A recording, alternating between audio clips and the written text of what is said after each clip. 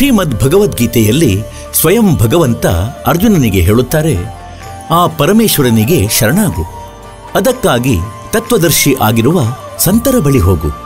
ಇದೇ ಪ್ರಕಾರ ಹಜರತ್ ಮಹಮ್ಮದ್ರವರಿಗೆ ಅವರ ಅಲ್ಲಾ ಹೇಳುತ್ತಿದ್ದಾರೆ, ಏನೆಂದರೆ ಬೇರೆ ಯಾರೋ ಪೂರ್ಣ ಪರಮಾತ್ಮ ಇದ್ದಾರೆ, ಅವರನ್ನು ಪಡೆಯಲು ಆ ತತ್ವದರ್ಶಿ ಸಂತರನ್ನು ಹುಡುಕು. ಆ ಪ್ರಭು ಯಾರು? ಇದನ್ನು ತಿಳಿಯಲು ಅವಶ್ಯವಾಗಿ ಕೇಳಿ ಜಗದ್ಗುರು ತತ್ವದರ್ಶಿ ಸಂತ ರಾಮ್ಪಾಲ್ ಮಹಾರಾಜರ ಅಮೃತ ವಚನ. ಶ್ರೀಮದ್ ಭಗವದ್ಗೀತೆ ಅಧ್ಯಾಯ ಸಂಖ್ಯೆ 15 ಶ್ಲೋಕ ಸಂಖ್ಯೆ 1ರಿಂದ ಹಿಡಿದು 4ರವರೆಗೆ. ಇದರಲ್ಲಿ ಬರೆದಿದೆ, ಪ್ರಥಮ ಶ್ಲೋಕದಲ್ಲಿ 15ನೇ ಅಧ್ಯಾಯದಲ್ಲಿ ಊರ್ಧ್ವಮೂಲಂ ಅಧಃಶಾಖಂ ಮತ್ತು ಪರಮಾತ್ಮನು ಒಂದೇ ದೋಹೆಯಲ್ಲಿ ಇದೆಲ್ಲವನ್ನು ವರ್ಣಿಸಿದ್ದಾರೆ. ಇದಾಗಿದೆ ಶ್ರೀಮದ್ ಭಗವದ್ಗೀತೆ. ಜಯದಯಾಳ್ ಗೋಯಂತಕ ಇದರ ಅನುವಾದಕರು. ಗೀತಾ ಪ್ರೆಸ್, ಗೋರಖಪುರದಿಂದ ಪ್ರಕಾಶಿತವಾಗಿದೆ. ಇದು 15ನೇ ಅಧ್ಯಾಯವಾಗಿದೆ. ಪಂಚದಶೋ ಅಧ್ಯಾಯ. ಪ್ರಥಮ ಶ್ಲೋಕ. ಊರ್ಧ್ವ ಮೂಲಂ ಅಧಃಶಾಖಂ ಅಶ್ವತ್ಥಂ ಪ್ರಾಹು ಅವ್ಯಯಂ ಛಂದಾಸಿ ಯಸ್ಯ ಪರ್ಣಾನಿ ಯಃ ತಂ ವೇದ್ ಸಹ ವೇದವಿತ್. ಇವರು ಅನುವಾದ ಮಾಡಿದ್ದಾರೆ, ಆದಿಪುರುಷ ಪರಮೇಶ್ವರ ಮೂಲವುಳ್ಳವರು, ಅಂದರೆ ಈ ಪ್ರಪಂಚರೂಪಿ ವೃಕ್ಷದ ಬೇರು ಏನಿದೆ ಇದಂತೂ ಆಗಿದೆ ಪೂರ್ಣ ಪರಮಾತ್ಮ, ಆದಿಪುರುಷ ಪರಮೇಶ್ವರ ಪೂರ್ಣಬ್ರಹ್ಮ ಮೂಲದವರು. ಮತ್ತು ಅಧಃಶಾಖಂ ಕೆಳಗೆ ಶಾಖೆಯುಳ್ಳ ಈ ಪ್ರಪಂಚರೂಪಿ ಅರಳಿ ವೃಕ್ಷವನ್ನು ಅವಿನಾಶಿ ಎನ್ನುತ್ತಾರೆ. ಇದು ಅವಿನಾಶಿ ರಚನೆಯಾಗಿದೆ ಆ ಮಾಲೀಕನದು. ಮತ್ತು ಛಂದಾಸಿ ಯಸ್ಯ ಪರ್ಣಾನಿ, ಇದರ ಎಲೆಗಳು ಇತ್ಯಾದಿ ಇವು ವಿಭಾಗಗಳಾಗಿವೆ ಅದರದು. ಊರ್ಧ್ವಮೂಲಂ ಅಧಃಶಾಖಂ, ಊರ್ಧ್ವಮೂಲಂ ಅಧಃಶಾಖಂ ಅಶ್ವತ್ಥಂ ಪ್ರಾಹು ಅವ್ಯಯಂ ಛಂದಾಸಿ ಯಸ್ಯ ಪರ್ಣಾನಿ, ಅಂದರೆ ಇದರ ಛಂದಗಳು ವಿಭಾಗಗಳು, ಬೇರು, ಕಾಂಡ, ದಪ್ಪ ರೆಂಬೆ, ಶಾಖೆಗಳು ಮತ್ತು ಈ ಎಲೆಗಳು. ಪರ್ಣಾನಿ ಅಂದರೆ ಎಲೆಗಳು. ಮತ್ತು ಯಾರು ಈ ಇಡೀ ಪ್ರಪಂಚರೂಪಿ ವೃಕ್ಷದ ಎಲ್ಲ ವಿಭಾಗಗಳ ಕುರಿತಾಗಿ ಹೇಳುತ್ತಾರೆ, ಇದರ ಛಂದ ಅಂದರೆ ವಿಭಾಗಗಳನ್ನು ಹೇಳುತ್ತಾರೆ, ಸಹ ವೇದವಿತ್, ಅವನು ತತ್ವದರ್ಶಿ ಸಂತನು, ಪರಮಾತ್ಮನು ಕಬೀರದೇವನು ತನ್ನ ಅಮೃತವಾಣಿಯಲ್ಲಿ ಆ ಸಚ್ಚಿದಾನಂದ ಘನ ಬ್ರಹ್ಮನ ವಾಣಿಯಲ್ಲಿ ಹೇಳಿದ್ದಾರೆ. ಅಂದರೆ ಕಬೀರ್ ಅಕ್ಷರ ಪುರುಷ ಏಕ್ ಪೇಡ್ ಹೈ, ನಿರಂಜನ್ ವಾಕಿ ಡಾರ್. ನಿರಂಜನ್ ಎಂದು ಈ ಕ್ಷರಬ್ರಹ್ಮನಿಗೆ ಹೇಳುತ್ತಾರೆ, ಕ್ಷರಪುರುಷನಿಗೆ.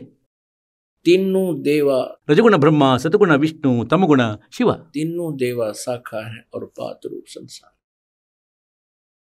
ಪರಮಾತ್ಮನು ಎಷ್ಟು ಸಿಂಪಲ್ ಲ್ಯಾಂಗ್ವೇಜ್ನಲ್ಲಿ, ಸಾಧಾರಣ ಭಾಷೆಯಲ್ಲಿ ಹೇಳಿಬಿಟ್ಟರು. 15ನೇ ಅಧ್ಯಾಯದ ಪೂರ್ಣ ಸಾರಾಂಶ. ಅಕ್ಷರ ಪುರುಷ ಏಕ್ ಪೇಡ್ ಹೈ, ಯಾವುದು ನೆಲದಿಂದ ಏನು ಹೊರಗೆ ಕಾಣಿಸುತ್ತದೆ ಆ ಪೋರ್ಷನ್, ಅದನ್ನು ಮರ ಎನ್ನುತ್ತಾರೆ. ಇದೆಲ್ಲವೂ ಒಂದು ಮರವಾಗಿದೆ. ಅಕ್ಷರ ಪುರುಷ ಏಕ್ ಪೇಡ್ ಹೈ, ನಿರಂಜನ್ ವಾಕಿ ಡಾರ್. ಇವನನ್ನು ಕ್ಷರಬ್ರಹ್ಮ ಕೂಡ ಹೇಳುತ್ತಾರೆ, ಇವನನ್ನು ಕ್ಷರಪುರುಷ ಕೂಡ. ಕ್ಷರಬ್ರಹ್ಮ, ಕ್ಷರಪುರುಷ. ಕ್ಷರಬ್ರಹ್ಮ ಕೂಡ ಹೇಳುತ್ತಾರೆ ಇವನನ್ನು, ಕ್ಷರಪುರುಷ ಕೂಡ ಹೇಳುತ್ತಾರೆ, ಕಾಲಬ್ರಹ್ಮ ಕೂಡ ಹೇಳುತ್ತಾರೆ, ಕೊಂಬೆ ಕೂಡ. ಇದು ಕೊಂಬೆಯಾಗಿದೆ. ಮತ್ತು ಇದರ 3 ಶಾಖೆಗಳಿವೆ. ಈ ಕ್ಷರಬ್ರಹ್ಮನದು, ಜ್ಯೋತಿ ನಿರಂಜನನದು. ಇವರು 3 ಪುತ್ರರು, ರಜಗುಣ ಬ್ರಹ್ಮ, ಸತಗುಣ ವಿಷ್ಣು, ತಮಗುಣ ಶಿವನು. ಮತ್ತು ಇದು ಎಲೆ ರೂಪದ ಜಗತ್ತು. ಇದು ಮುಂದೆ ಅನ್ಯ ಜೀವಾತ್ಮಗಳು ಎಂದು ತಿಳಿಯಿರಿ. ಇದೊಂದು ಎಕ್ಸಾಂಪಲ್ ಆಗಿದೆ, ಒಂದು ಉದಾಹರಣೆ ಆಗಿದೆ. ಮತ್ತು ಇವರೇನು ಪರಮಾತ್ಮ ಆಗಿದ್ದಾರೆ ಪೂರ್ಣ. ಈ ಬೇರು ಏನಿದೆ ಇದು ಪರಮಕ್ಷರ ಬ್ರಹ್ಮನು, ಇವರು ಪರಮಕ್ಷರ ಬ್ರಹ್ಮನು. ಹೀಗೆ ಈ ಪ್ರಕಾರ ನಾವು ಇದನ್ನು ಉಲ್ಟಾ ನೇತಾಡಿರುವ ಪ್ರಪಂಚರೂಪಿ ವೃಕ್ಷವನ್ನು ಯಾರು ಅರಿತಿರುತ್ತಾರೆ, ಸಹವೇದವಿತ್, ಅವರು ತತ್ವದರ್ಶಿ ಸಂತರಾಗಿದ್ದಾರೆ. ಹಾಗೆ ಪರಮಾತ್ಮನು ಒಂದು ಈ ಜ್ಞಾನ ನೀಡಿದರು ಕಬೀರ ಭಗವಂತನು, ಮತ್ತು ಅದೇ ಜ್ಞಾನವನ್ನು ನೀಡಿದರು ಈ ದಾಸನಿಗೆ. ಹಾಗಾಗಿ ಈ ಪೃಥ್ವಿ ಮೇಲೆ ಇಂದಿನ ತನಕ ಈ ರಹಸ್ಯವನ್ನು ಹೇಳುವವನು ಪರಮೇಶ್ವರನನ್ನು ಹೊರತುಪಡಿಸಿ ಈ ದಾಸನ ಮೇಲೆ ಕೃಪೆಯನ್ನು ತೋರಿದ್ದಾರೆ ಯಾರೂ ಇರಲಿಲ್ಲ. ಅನ್ಯ ಸಂತರಿಗೆ ಯಾರಿಗೆ ಈ ಜ್ಞಾನವನ್ನು ನೀಡಿದರು, ಅವರು ತಮ್ಮ ವಾಣಿಯಲ್ಲಿ ಜ್ಞಾನವನ್ನು ಲಿಪಿಬದ್ಧಗೊಳಿಸಿದರು.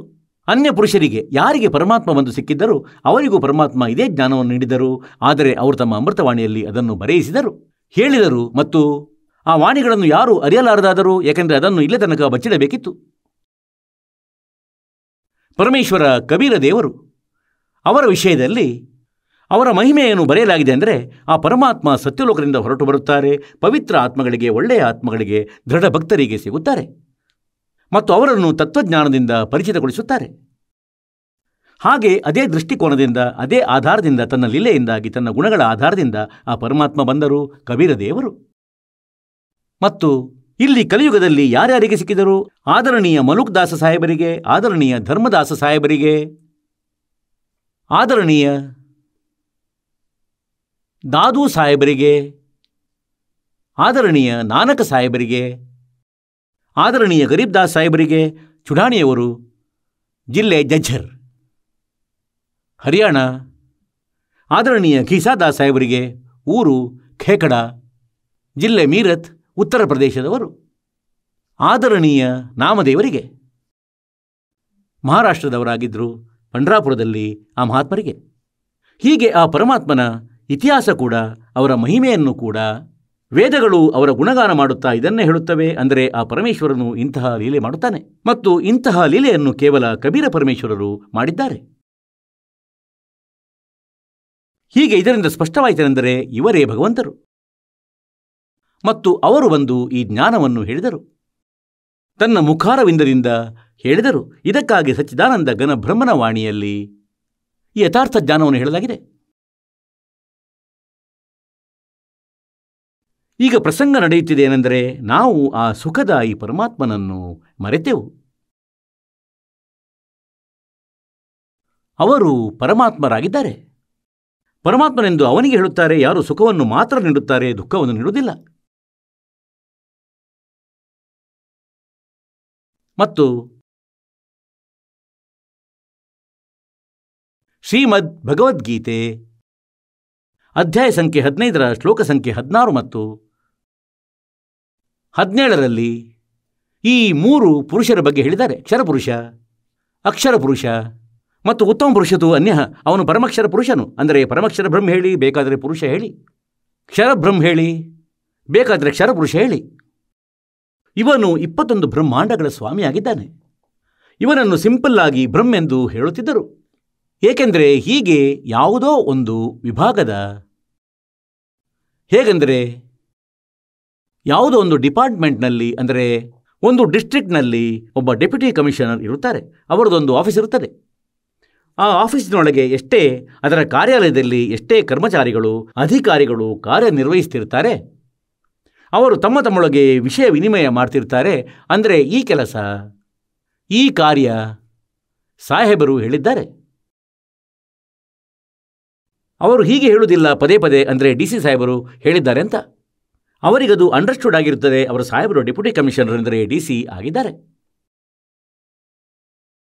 ಇದೇ ರೀತಿ ಯಾರೋ SP ಆಫೀಸ್ನಲ್ಲಿ ಕೆಲಸ ಮಾಡುತ್ತಿದ್ದರೆ ಅವರು ಕೆಲಸ ಕಾರ್ಯವನ್ನು ಬೇರೆಯವರಿಗೆ ಹೇಳುತ್ತಾರೆ. ಅಂದರೆ ಇದು ಹೀಗೆ ಮಾಡು, ಸಾಹೇಬರು ಹೇಳಿದ್ದಾರೆ. ಅವರಿಗದು ಅಂಡರ್ಸ್ಟುಡ್ ಆಗಿರುತ್ತದೆ SP ಸಾಹೇಬರೆಂದು, ಮತ್ತು ಅವರಿಗದು ಅಂಡರ್ಸ್ಟುಡ್ ಇರುತ್ತದೆ ಡಿ ಸಿ ಸಾಹೇಬರು. ಹಾಗೆ ಇದೇ ಪ್ರಕಾರ ಇಲ್ಲಿ ಈ 21 ಬ್ರಹ್ಮಾಂಡಗಳಲ್ಲಿ ಬ್ರಹ್ಮೆಂದು ಏನು ಹೇಳ್ತಿದ್ರು? ಬ್ರಹ್ಮ್. ಇವನು ಇಲ್ಲಿಯ ಭಗವಂತನು ಸ್ವಾಮಿಯಾಗಿರುವನು. ಹೀಗಾಗಿ ಬ್ರಹ್ಮ್ ಅಂದರೆ ಪ್ರಭು ಆಯಿತು. ಇವರಿಗೆಲ್ಲ ಇವನೇ ಸುಪ್ರೀಂ ಬಾಸ್ ಆಗಿದ್ದ, ಇವರಿಗೆ ಇವನೇ ಸಾಹೇಬನಾಗಿದ್ದ. ಈಗ ಪರಮೇಶ್ವರನು ಬಂದು ಇವನ ಬಗ್ಗೆ ಹೇಳಿದ್ರೇನೆಂದರೆ, ಇವನು ಕ್ಷರಪುರುಷನಾಗಿದ್ದಾನೆ. ಇವನಂತೂ ನಾಶ ಹೊಂದುವ ಪ್ರಭು ಆಗಿರುವನು. ಇವನನ್ನು ಬ್ರಹ್ಮ ಹೇಳಿ, ಬೇಕಾದರೆ ಪ್ರಭು ಹೇಳಿ, ಸ್ವಾಮಿ ಹೇಳಿ, ಮಾಲೀಕ ಹೇಳಿ. ಮತ್ತು ನಂತರ ಹೇಳಿದ್ರು, ಒಬ್ಬ ಅಕ್ಷರ ಪುರುಷನಿದ್ದಾನೆ, ಯಾರನ್ನು ಪರಬ್ರಹ್ಮ ಹೇಳುತ್ತಾರೆ. ಅವನು 7 ಶಂಖ ಬ್ರಹ್ಮಾಂಡಗಳ ಸ್ವಾಮಿಯಾಗಿದ್ದಾನೆ, ನೀಲ ಪದಮ ಶಂಖ. ಮತ್ತು ನಂತರ ಒಬ್ಬ ಪರಮಾಕ್ಷರ ಬ್ರಹ್ಮನಿದ್ದಾನೆ, ಪರಮಾಕ್ಷರ ಪುರುಷನು. ಅವನು ಅಸಂಖ್ಯ ಬ್ರಹ್ಮಾಂಡಗಳ ಸ್ವಾಮಿಯಾಗಿರುವನು, ಕುಲದ ಮಾಲೀಕನು, ಎಲ್ಲರ ಸ್ವಾಮಿಯಾಗಿದ್ದಾನೆ. ಇವರೆಲ್ಲರ ಮೇಲೆ ಓವರ್ ಆಲ್ ಕಂಟ್ರೋಲರ್ ಆಗಿರುವನು. ಅಂದರೆ ಬ್ರಹ್ಮ ಮತ್ತು ಪರಬ್ರಹ್ಮನಿಗೂ, ಅಂದರೆ ಕ್ಷರಪುರುಷ ಮತ್ತು ಅಕ್ಷರ ಪುರುಷನಿಗಿಂತಲೂ ಮೇಲವನಾಗಿದ್ದವನು ಪರಮಾಕ್ಷರ ಬ್ರಹ್ಮ, ಪರಮಾಕ್ಷರ ಪುರುಷ.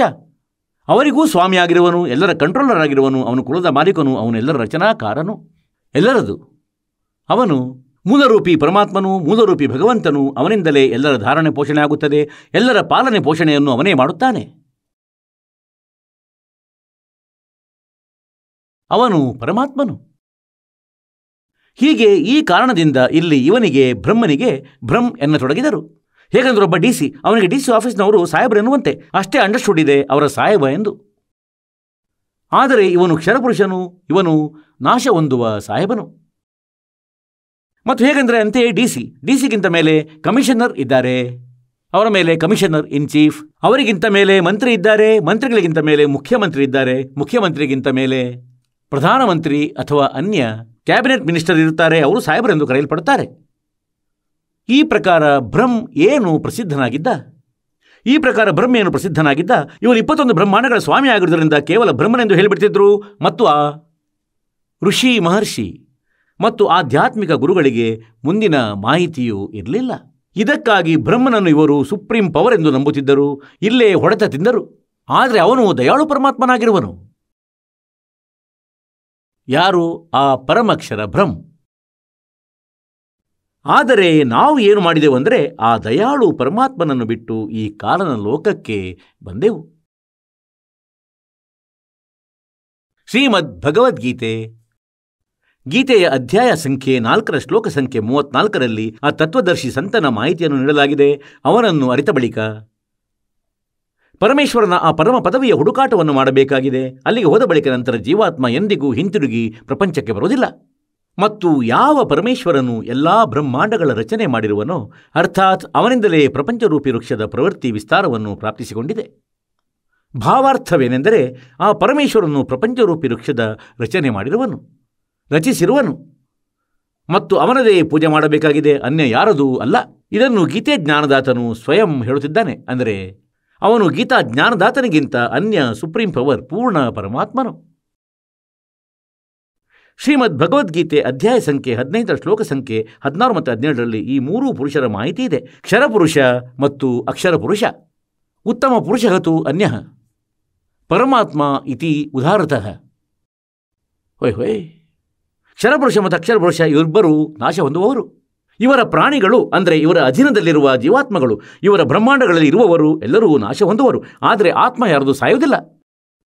ನಂತರ 15ನೇ ಅಧ್ಯಾಯ ಶ್ಲೋಕ ಸಂಖ್ಯೆ 12ರಲ್ಲಿ ಗೀತೆಯಲ್ಲಿ ಹೇಳಿದನೆಂದರೆ ಉತ್ತಮ ಪುರುಷತು ಅನ್ಯಃ, ಶ್ರೇಷ್ಠ ಪರಮಾತ್ಮನಂತೂ ಇವರಿಬ್ಬರಿಂದ ಬೇರೆ ಯಾರೋ ಇದ್ದಾರೆ, ಅನ್ಯನಾಗಿರುವನು.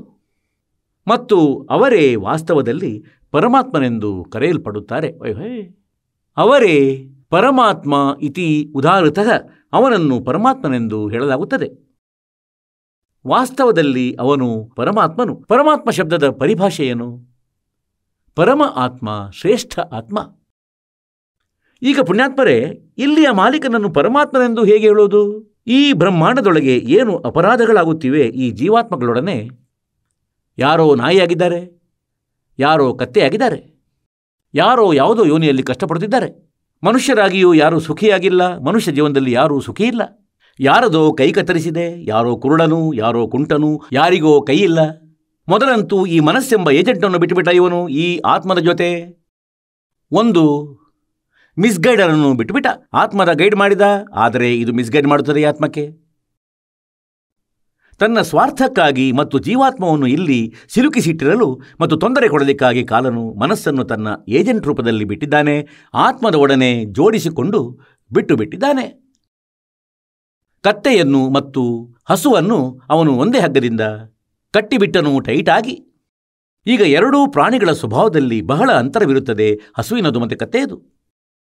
ಆತ್ಮ ಹಸುವಾಗಿದೆ, ಮನಸ್ಸು ಕತ್ತೆಯಾಗಿದೆ. ಇದರದ್ದು ಎಲ್ಲವೂ ವಿರುದ್ಧ ನೇಚರ್ ಆಗಿದೆ. ಆತ್ಮದ ನೇಚರ್ ಏನಿದೆ ಇದರ ವಿರುದ್ಧವಾಗಿದೆ. ಅದು ಯಾವಾಗಲೂ ನೇರವಾದ, ಪವಿತ್ರವಾದ, ಒಳ್ಳೆಯ ಕೆಲಸವನ್ನು ಮಾತ್ರ ಮಾಡಬಯಸ್ತದೆ, ಪರಮಾತ್ಮನ ಭಕ್ತಿಯನ್ನು ಬಯಸ್ತದೆ. ಆದರೆ ಮೊದಲಂತೂ ಈ ಮನಸ್ಸು ಎಲ್ಲ ಅಸಂಬದ್ಧವನ್ನು ಮಾಡಿಸುತ್ತದೆ. ನೋಡಿ, ಭೋಜನವು ಎಷ್ಟು ಸುಂದರ ಆಹಾರವಾಗಿದೆ. ತಿಂಡಿಯನ್ನು ತಯಾರಿಸಿ, ರೊಟ್ಟಿಯನ್ನು ಮಾಡಿಕೊಳ್ಳಿ, ಹಲ್ವಾ ಮಾಡಿಕೊಳ್ಳಿ, ಪೂರಿ ಮಾಡಿಕೊಳ್ಳಿ, ಕಚೋರಿ ಮಾಡಿಕೊಳ್ಳಿ, ಪಲ್ಯ, ಮೊಸರು ವಡೆ, ಒಣದ್ರಾಕ್ಷಿ, ಗೋಡಂಬಿ, ಸೇಬು, ಕಿತ್ತಳೆ, ಎಷ್ಟು ಸುಂದರ ಆಹಾರವಾಗಿದೆ. ಆದರೆ ಮನಸ್ಸಿಗೆ ಕರ್ಮವನ್ನು ಬಿಗಡಾಯಿಸುವಂತಹ ಕುತಂತ್ರವಿದೆ. ಬೀಡಿಯನ್ನು ಸೇರಿಸುವನು. ಎಷ್ಟೊಂದು ಬೇಗನೆ ಕಲಿತು ಬಿಡುವರು ಒಬ್ಬರಿನ್ನೊಬ್ಬರಿಂದ. ಎಷ್ಟೊಂದು ಜನ ಸೇರುತ್ತಾರೆ ಹೇಳಿ. ಈ ಬೀಡಿಯನ್ನು ಸೇದುವ ವಸ್ತುವೇ? ಹುಕ್ಕ ಅದು ಸೇದುವ ವಸ್ತುವೇ? ಮತ್ತೆ ಅವರು ಮಾಂಸವನ್ನು ತಿನ್ನುತ್ತಾರೆ, ಒಂದು ಜೀವವನ್ನು ಹೊಡೆದು. ಮೊಟ್ಟೆಯನ್ನು ಒಡೆದು ತಿನ್ನುತ್ತಾರೆ. ಮೊಟ್ಟೆಯೊಳಗಿನಿಂದ ಹೊರಬಂದಂತಹ ಆ ಪದಾರ್ಥ, ಅದನ್ನು ನೋಡಿದ್ರೂ ವಾಂತಿಯಾಗುವುದು, ಅಷ್ಟು ದುರ್ಗಂಧವಿದೆ ಅದರಲ್ಲಿ. ಮತ್ತು ಅದನ್ನು ಒಡೆದು ಬಾಯಿಗಿಟ್ಟು ಕುಡಿಯುತ್ತಾರೆ. ನಿನ್ನ ಅದ್ಭುತವಾಯಿತು. ಹೀಗೆ ಈ ಮನಸ್ಸು ಎಲ್ಲ ಕೆಟ್ಟ ಕರ್ಮವನ್ನು ಮಾಡಿಸುತ್ತದೆ, ಒಳ್ಳೆಯ ಕರ್ಮವನ್ನು ಮಾಡಿಸುವುದಿಲ್ಲ. ಮತ್ತು ಅಂತೆಯೇ ಯಾರಾದರೂ ಕಳ್ತನ ಮಾಡ್ತಾರೆ, ಯಾರಾದರೂ ಕೊಳ್ಳೆ ಹೊಡೆಯುತ್ತಾರೆ, ಇನ್ಯಾರೋ ಹತ್ಯೆಗಳನ್ನು ಮಾಡುತ್ತಾನೆ ಸ್ವಾರ್ಥಕ್ಕಾಗಿ, ಹಣದ ದುರಾಸೆಯಿಂದ. ಮತ್ತು ನಂತರ ಅವನು ಶಿಕ್ಷೆಯನ್ನು ಅನುಭವಿಸಬೇಕಾಗುತ್ತದೆ. ಈಗ ಈ ಕಾಲನು ಏನು ಹೇಳುತ್ತಾನೆ ಅಂದರೆ, ನಾನಂತೂ ಒಬ್ಬ ನ್ಯಾಯಾಧೀಶನನ್ನು ಕುಳ್ಳಿರಿಸಿಟ್ಟಿದ್ದೇನೆ ಮತ್ತವನಿಗೆ ಆದೇಶವನ್ನು ನೀಡಿದ್ದೇನೆ ಏನೆಂದರೆ, ಯಾರು ಹೇಗೆ ಕರ್ಮ ಮಾಡುವವರು ಹಾಗೆ ಫಲ ನೀಡಬೇಕು. ಈಗ ಕರ್ಮವನ್ನಂತೂ ಇವನು ಸ್ವತಃ ತಪ್ಪು ಮಾಡಿಸ್ತಾನೆ ಮತ್ತು ನಂತರ ಶಿಕ್ಷೆಗೆ ಪಾತ್ರ ಜೀವಾತ್ಮ ಮಾತ್ರ ಸ್ವತಃ ಆಗುತ್ತಾನೆ. ಹೀಗಾಗಿ ಈ ಕಾರಣದಿಂದ ಇಲ್ಲಿ ಎಷ್ಟು ಕಷ್ಟಗಳು ನಮ್ಮ ಮೇಲೆ ಬಂದಿವೆ. ಈಗಲೇ ಹೇಳಿದ್ದೆ ನಿಮಗೆ, ಯಾರದೋ ಮಗಳು ಸಾವನ್ನಪ್ಪಿದಳು, ಯಾರದೋ ಮಗ ಸಾವನ್ನಪ್ಪಿದ, ಯಾರೋ ಸ್ವತಃ ಕಾಯಿಲೆಗ್ರಸ್ತನಾಗಿದ್ದಾನೆ, ಯಾರೋ ಯಾವುದೋ ಒಂದು ಟೆನ್ಷನ್ನಿಂದ. ಇಲ್ಲಿ ಎಷ್ಟು ಕೆಟ್ಟ ಪರಿಸ್ಥಿತಿ ಇದೆ ಈ ಜೀವಾತ್ಮದ್ದು. ಆಕ್ಸಿಡೆಂಟ್ ಅಂದರೆ ದುರ್ಘಟನೆಯಲ್ಲಿ ಇಡೀ ಪರಿವಾರವೇ ನಾಶವಾಗುತ್ತದೆ, ಮೃತ್ಯುವನ್ನು ಪ್ರಾಪ್ತಿಸುತ್ತಾರೆ ಎಲ್ಲರೂ. ಯಾರಿಗೋ ಕ್ಯಾನ್ಸರ್ ಇದೆ, ಯಾರೋ ಯಾವುದೋ ರೋಗಗ್ರಸ್ತನಾಗಿದ್ದಾನೆ, ಇನ್ಯಾರೋ ಯಾವುದೋ ಟೆನ್ಷನ್ನಿಂದ ಪೀಡಿತನಾಗಿದ್ದಾನೆ. ಇಂತಹ ಸ್ಥಿತಿಗಳನ್ನು ನೋಡಿದ ನಂತರ ಇಲ್ಲಿಯ ಭಗವಂತನನ್ನು, ಇಲ್ಲಿಯ ಮಾಲೀಕನನ್ನು ಭಗವಂತನೆನ್ನಲು ಸಾಧ್ಯವೇ ಹೇಳಿ? ಏನಿವನು ಪರಮಾತ್ಮನೆನ್ನಿಸಿಕೊಳ್ಳಲು ಯೋಗ್ಯನೇ? ಎಂದಿಗೂ ಇಲ್ಲ. ಇವನು ಪರಮಾತ್ಮನಲ್ಲ. ಪರಮಾತ್ಮ ಇದರ ಅರ್ಥ ದುಃಖವನ್ನು ನೀಡದವನು, ಕೇವಲ ಸುಖವನ್ನು ನೀಡುವವನು. ಇದಕ್ಕಾಗಿ ಶ್ರೀಮದ್ ಭಗವದ್ಗೀತೆ ಅಧ್ಯಾಯ ಸಂಖ್ಯೆ 15 ಶ್ಲೋಕ ಸಂಖ್ಯೆ 16 ಮತ್ತು 17ರಲ್ಲಿ 3 ಪ್ರಭುಗಳ ಪರಿಚಯವನ್ನು ಹೇಳಿದೆ. 3 ಪುರುಷರದು. ಕ್ಷರಪುರುಷ ಮತ್ತು ಅಕ್ಷರಪುರುಷ ಇವರಂತೂ ನಾಶ ಹೊಂದುವವರು. ಇವರ ಅಧೀನದಲ್ಲಿ ಎಷ್ಟು ಜೀವಾತ್ಮಗಳಿವೆ ಅವು ಕೂಡ ನಾಶ ಹೊಂದುವವರು. ಅವರೂ ದುಃಖಿಯಾಗಿದ್ದಾರೆ. ಜನ್ಮ ಮೃತ್ಯು ಎಲ್ಲಿದೆಯೋ ಅಲ್ಲಿ ದುಃಖವಿದೆ. ನಂತರ 15ನೇ ಅಧ್ಯಾಯದ 17ನೇ ಶ್ಲೋಕದಲ್ಲಿ ಹೇಳಿದ್ದಾನೆಂದರೆ, ಉತ್ತಮ ಪುರುಷತು ಅನ್ಯಃ, ಆ ದಯಾಳು ಭಗವಂತ, ಆ ಶ್ರೇಷ್ಠ ಪ್ರಭು. ಉತ್ತಮ ಪುರುಷ, ಉತ್ತಮ ಅಂದರೆ ಒಳ್ಳೆಯ ಭಗವಂತ. ಹೀಗೆ ಇದರಿಂದ ಸ್ಪಷ್ಟವಾಯಿತೆನೆಂದರೆ ಕೆಳಗಿನವರು ಉತ್ತಮರಲ್ಲ. ಇದಕ್ಕಾಗಿ ಇವನನ್ನು ಪುರುಷೋತ್ತಮ ಎಂದು ಕರೆಯುತ್ತಾರೆ, ಉತ್ತಮ ಪುರುಷ ಎಂದು ಕರೆಯುತ್ತಾರೆ. ಮತ್ತು ನಂತರ ಹೇಳಿದ್ದೇನೆಂದರೆ, ಇವನನ್ನು ಪರಮಾತ್ಮ ಎನ್ನಲಾಗುತ್ತದೆ. ಉತ್ತಮ ಪುರುಷಗತು ಅನ್ಯಃ ಪರಮಾತ್ಮ ಇತಿ ಉದಾಹೃತಃ. ಇವನು ಪರಮಾತ್ಮನೆಂದು ಕರೆಯಲ್ಪಡುತ್ತಾನೆ. ಯಹ ಲೋಕತ್ರಯ ಆವಿಶ್ಯ ವಿಭರ್ತಿ ಅವ್ಯಯಃ ಈಶ್ವರಃ. ಇವನೇ 3 ಲೋಕಗಳಲ್ಲಿ ಪ್ರವೇಶಿಸಿ ಎಲ್ಲರ ಧಾರಣೆ ಪೋಷಣೆ ಮಾಡುತ್ತಾನೆ. ಇವನಾಗಿದ್ದಾನೆ ವಾಸ್ತವದಲ್ಲಿ ಅವಿನಾಶಿ ಪರಮಾತ್ಮ, ಪರಮೇಶ್ವರ. ಈಗ 15ನೇ ಅಧ್ಯಾಯದ 16ನೇ ಶ್ಲೋಕದಲ್ಲಿ ಅಕ್ಷರ ಪುರುಷ ಎಂದು ಬರೆದಿದೆ. ಅಕ್ಷರ ಪುರುಷ, ಅಕ್ಷರ ಪದದ ಅರ್ಥ ಕ್ಷರ ಎಂದರೆ ನಾಶ ಹೊಂದುವವನು. ಕ್ಷರಪುರುಷನಂತೂ 21 ಬ್ರಹ್ಮಾಂಡಗಳ ಸ್ವಾಮಿ. ಅವನನ್ನು ಜ್ಯೋತಿ ನಿರಂಜನ ಕಾಲ ಎಂದು ಕರೆಯುತ್ತಾರೆ. ಮತ್ತು ಅಕ್ಷರ ಪುರುಷದ ಅರ್ಥ ಆಗುತ್ತದೆ ಅವಿನಾಶಿ ಪ್ರಭು ಎಂದು. ಅಕ್ಷರ ಪದದ ಅರ್ಥ ಅವಿನಾಶಿಯಾಗುತ್ತದೆ. ಆದರೆ ಇವನನ್ನು ನಾಶ ಹೊಂದುವನೆಂದು ಹೇಳಿದೆ. ಇವರು ಮತ್ತಿವರ ಅಧೀನದಲ್ಲಿರುವ ಎಲ್ಲಾ ಜೀವಿಗಳು ನಾಶ ಹೊಂದುವವರು. ಮತ್ತು ನಂತರ ಹೇಳಲಾಗಿದೆ 15ನೇ ಅಧ್ಯಾಯದ 17ನೇ ಶ್ಲೋಕದಲ್ಲಿ ಗೀತೆಯಲ್ಲಿ, ಉತ್ತಮ ಪುರುಷಹತು ಅನ್ಯಃ ಪರಮಾತ್ಮ ಇತಿ ಉದಾರ್ಥಃ ಯ ಲೋಕತ್ರಯಂ ಆವಿಶ್ಯ ವಿಭರ್ತಿ ಅವ್ಯಯ ಈಶ್ವರ. ಅವ್ಯಯ ಅಂದರೆ ಅವಿನಾಶಿ, ಯಾರೂ ನಾಶವಾಗುವುದಿಲ್ಲ. ವಾಸ್ತವದಲ್ಲಿ ಆ 3ನೇ ಸಂಖ್ಯೆಯ ಆ ಪರಮಕ್ಷರ ಬ್ರಹ್ಮ ಏನಿದ್ದಾನೆ, ಪರಮಕ್ಷರ ಪುರುಷನು ಅವನಾಗಿದ್ದಾನೆ ಅವಿನಾಶಿ. ಅಕ್ಷರ ಪುರುಷನನ್ನು ಅವಿನಾಶಿ ಎನ್ನಲಾಗಿದೆ. ಆದರೆ ಇಲ್ಲಿ ಡಿಫೈನ್ ಮಾಡಿದ್ದಾನೆ ಗೀತಾ ಜ್ಞಾನದಾತನು. ಏಕೆಂದರೆ ಇದು ಗಾಡ್ ಗಿವನ್ ಸ್ಪಿರಿಚುವಲ್ ನಾಲೆಜ್ ಆಗಿದೆ. ಇದನ್ನು ಈ ಬ್ರಹ್ಮನಿಗೆ ಪರಮಾತ್ಮನು ನೀಡಿದ್ದರು ವೇದಗಳಲ್ಲಿ. ವೇದಗಳ ಜ್ಞಾನವನ್ನು ಈ ಕಾಲನು ಬ್ರಹ್ಮನು ಸ್ವತಃ ಹೇಳಬೇಕಾಯಿತು ಆ ಮಾಲೀಕನ ಆದೇಶದಿಂದ. ಹಾಗಾಗಿ ಇದರಲ್ಲಿ ಹೇಳಲಾಗಿದೆ, ಅವನಾಗಿರುವನು ಅವ್ಯಯ ಈಶ್ವರ. ಅವ್ಯಯ ಅಂದರೆ ಅವಿನಾಶಿ. ಈಗ ಅಕ್ಷರ ಪದದ ಅರ್ಥ ಕೂಡ ಅವಿನಾಶಿಯಾಗುತ್ತದೆ. ಆದರೆ ಇವನನ್ನು ಹೇಗೆ ಅವಿನಾಶಿ ಅಕ್ಷರ ಪುರುಷನೆಂದು ಹೇಳಲಾಯಿತು, ಇದರ ಬಗ್ಗೆ ಇಲ್ಲಿ ಸ್ವಲ್ಪ ವಿಸ್ತಾರವಾಗಿ ವಿವರಣೆಯನ್ನು ನೀಡಬೇಕಾಗುವುದು. ಹೇಗೆಂದರೆ ಕ್ಷರಪುರುಷ ಅಂದರೆ ಕ್ಷರಬ್ರಹ್ಮ. ಇವನ ಆಯಸ್ಸು ಎಷ್ಟಾಗಿದೆ? ಈಗ ಒಬ್ಬ ಬ್ರಹ್ಮನ ಆಯಸ್ಸನ್ನು ಎಲ್ಲಕ್ಕಿಂತ ಮೊದಲು ಕ್ಯಾಲ್ಕುಲೇಟ್ ಮಾಡೋಣ. 4 ಯುಗಗಳು ಸೇರಿ ಒಂದು ಚತುರ್ಯುಗವಾಗುತ್ತದೆ. ಸತ್ಯಯುಗ, ತ್ರೇತ, ದ್ವಾಪರ ಮತ್ತು ಕಲಿಯುಗ. ಇವುಗಳ ಒಟ್ಟು ಯೋಗ ಎಲ್ಲ ವರ್ಷಗಳ 43,20,000 ವರ್ಷಗಳಾಗುತ್ತವೆ. ಇದನ್ನು ಒಂದು ಚತುರ್ಯುಗವೆನ್ನುತ್ತಾರೆ. ಇಂಥ 1000 ಚತುರ್ಯುಗಗಳು ಬ್ರಹ್ಮನ ಒಂದು ದಿನ ಮತ್ತು ಇಷ್ಟೇ ರಾತ್ರಿ ಕೂಡ ಆಗಿರುತ್ತದೆ. ಮತ್ತು ಈ ರೀತಿಯ 30 ದಿನ ರಾತ್ರಿಗಳ ಒಂದು ತಿಂಗಳು ಮತ್ತು 12 ತಿಂಗಳುಗಳ ಒಂದು ವರ್ಷ. ಓಹೋ, ಇಂಥ 100 ವರ್ಷವಾಗಿದೆ ಬ್ರಹ್ಮನ ಆಯಸ್ಸು. ಇಂಥ 100 ವರ್ಷದ್ದು.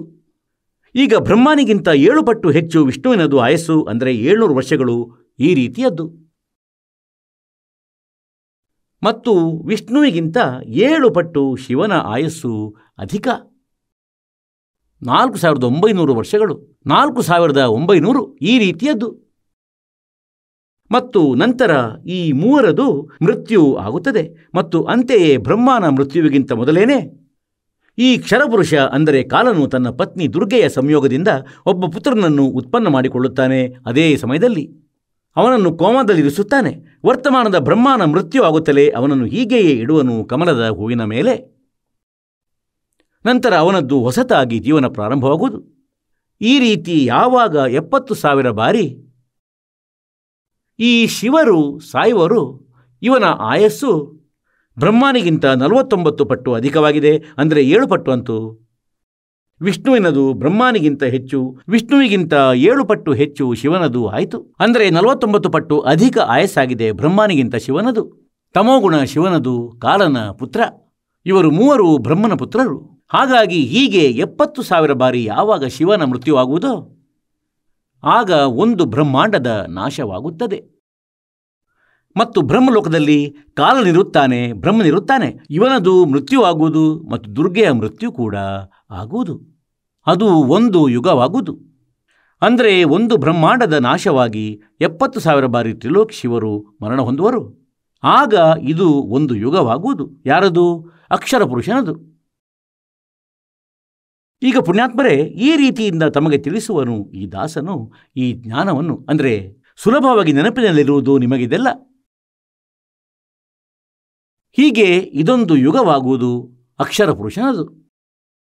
ಹೀಗೆ 1000 ಯುಗಗಳು ಅಕ್ಷರ ಪುರುಷನ ದಿನ ಮತ್ತು ಇಷ್ಟೇ ರಾತ್ರಿ.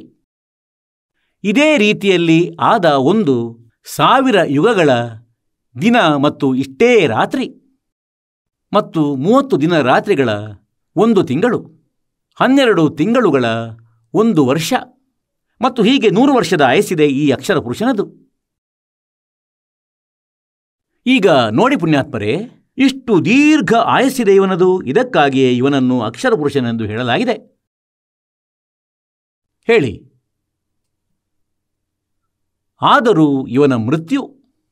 ಈಗ ಪರಮಾತ್ಮ ಕಬೀರ ದೇವರು ತನ್ನ ಸಚ್ಚಿದಾನಂದ ಘನ ಬ್ರಹ್ಮನ ವಾಣಿಯಲ್ಲಿ ಹೇಳುತ್ತಾರೆ, एती उमर बुलंद मरेगा अंतरे, क्योंकि सतगुरु लगे न कान न भेटे वो संतरे।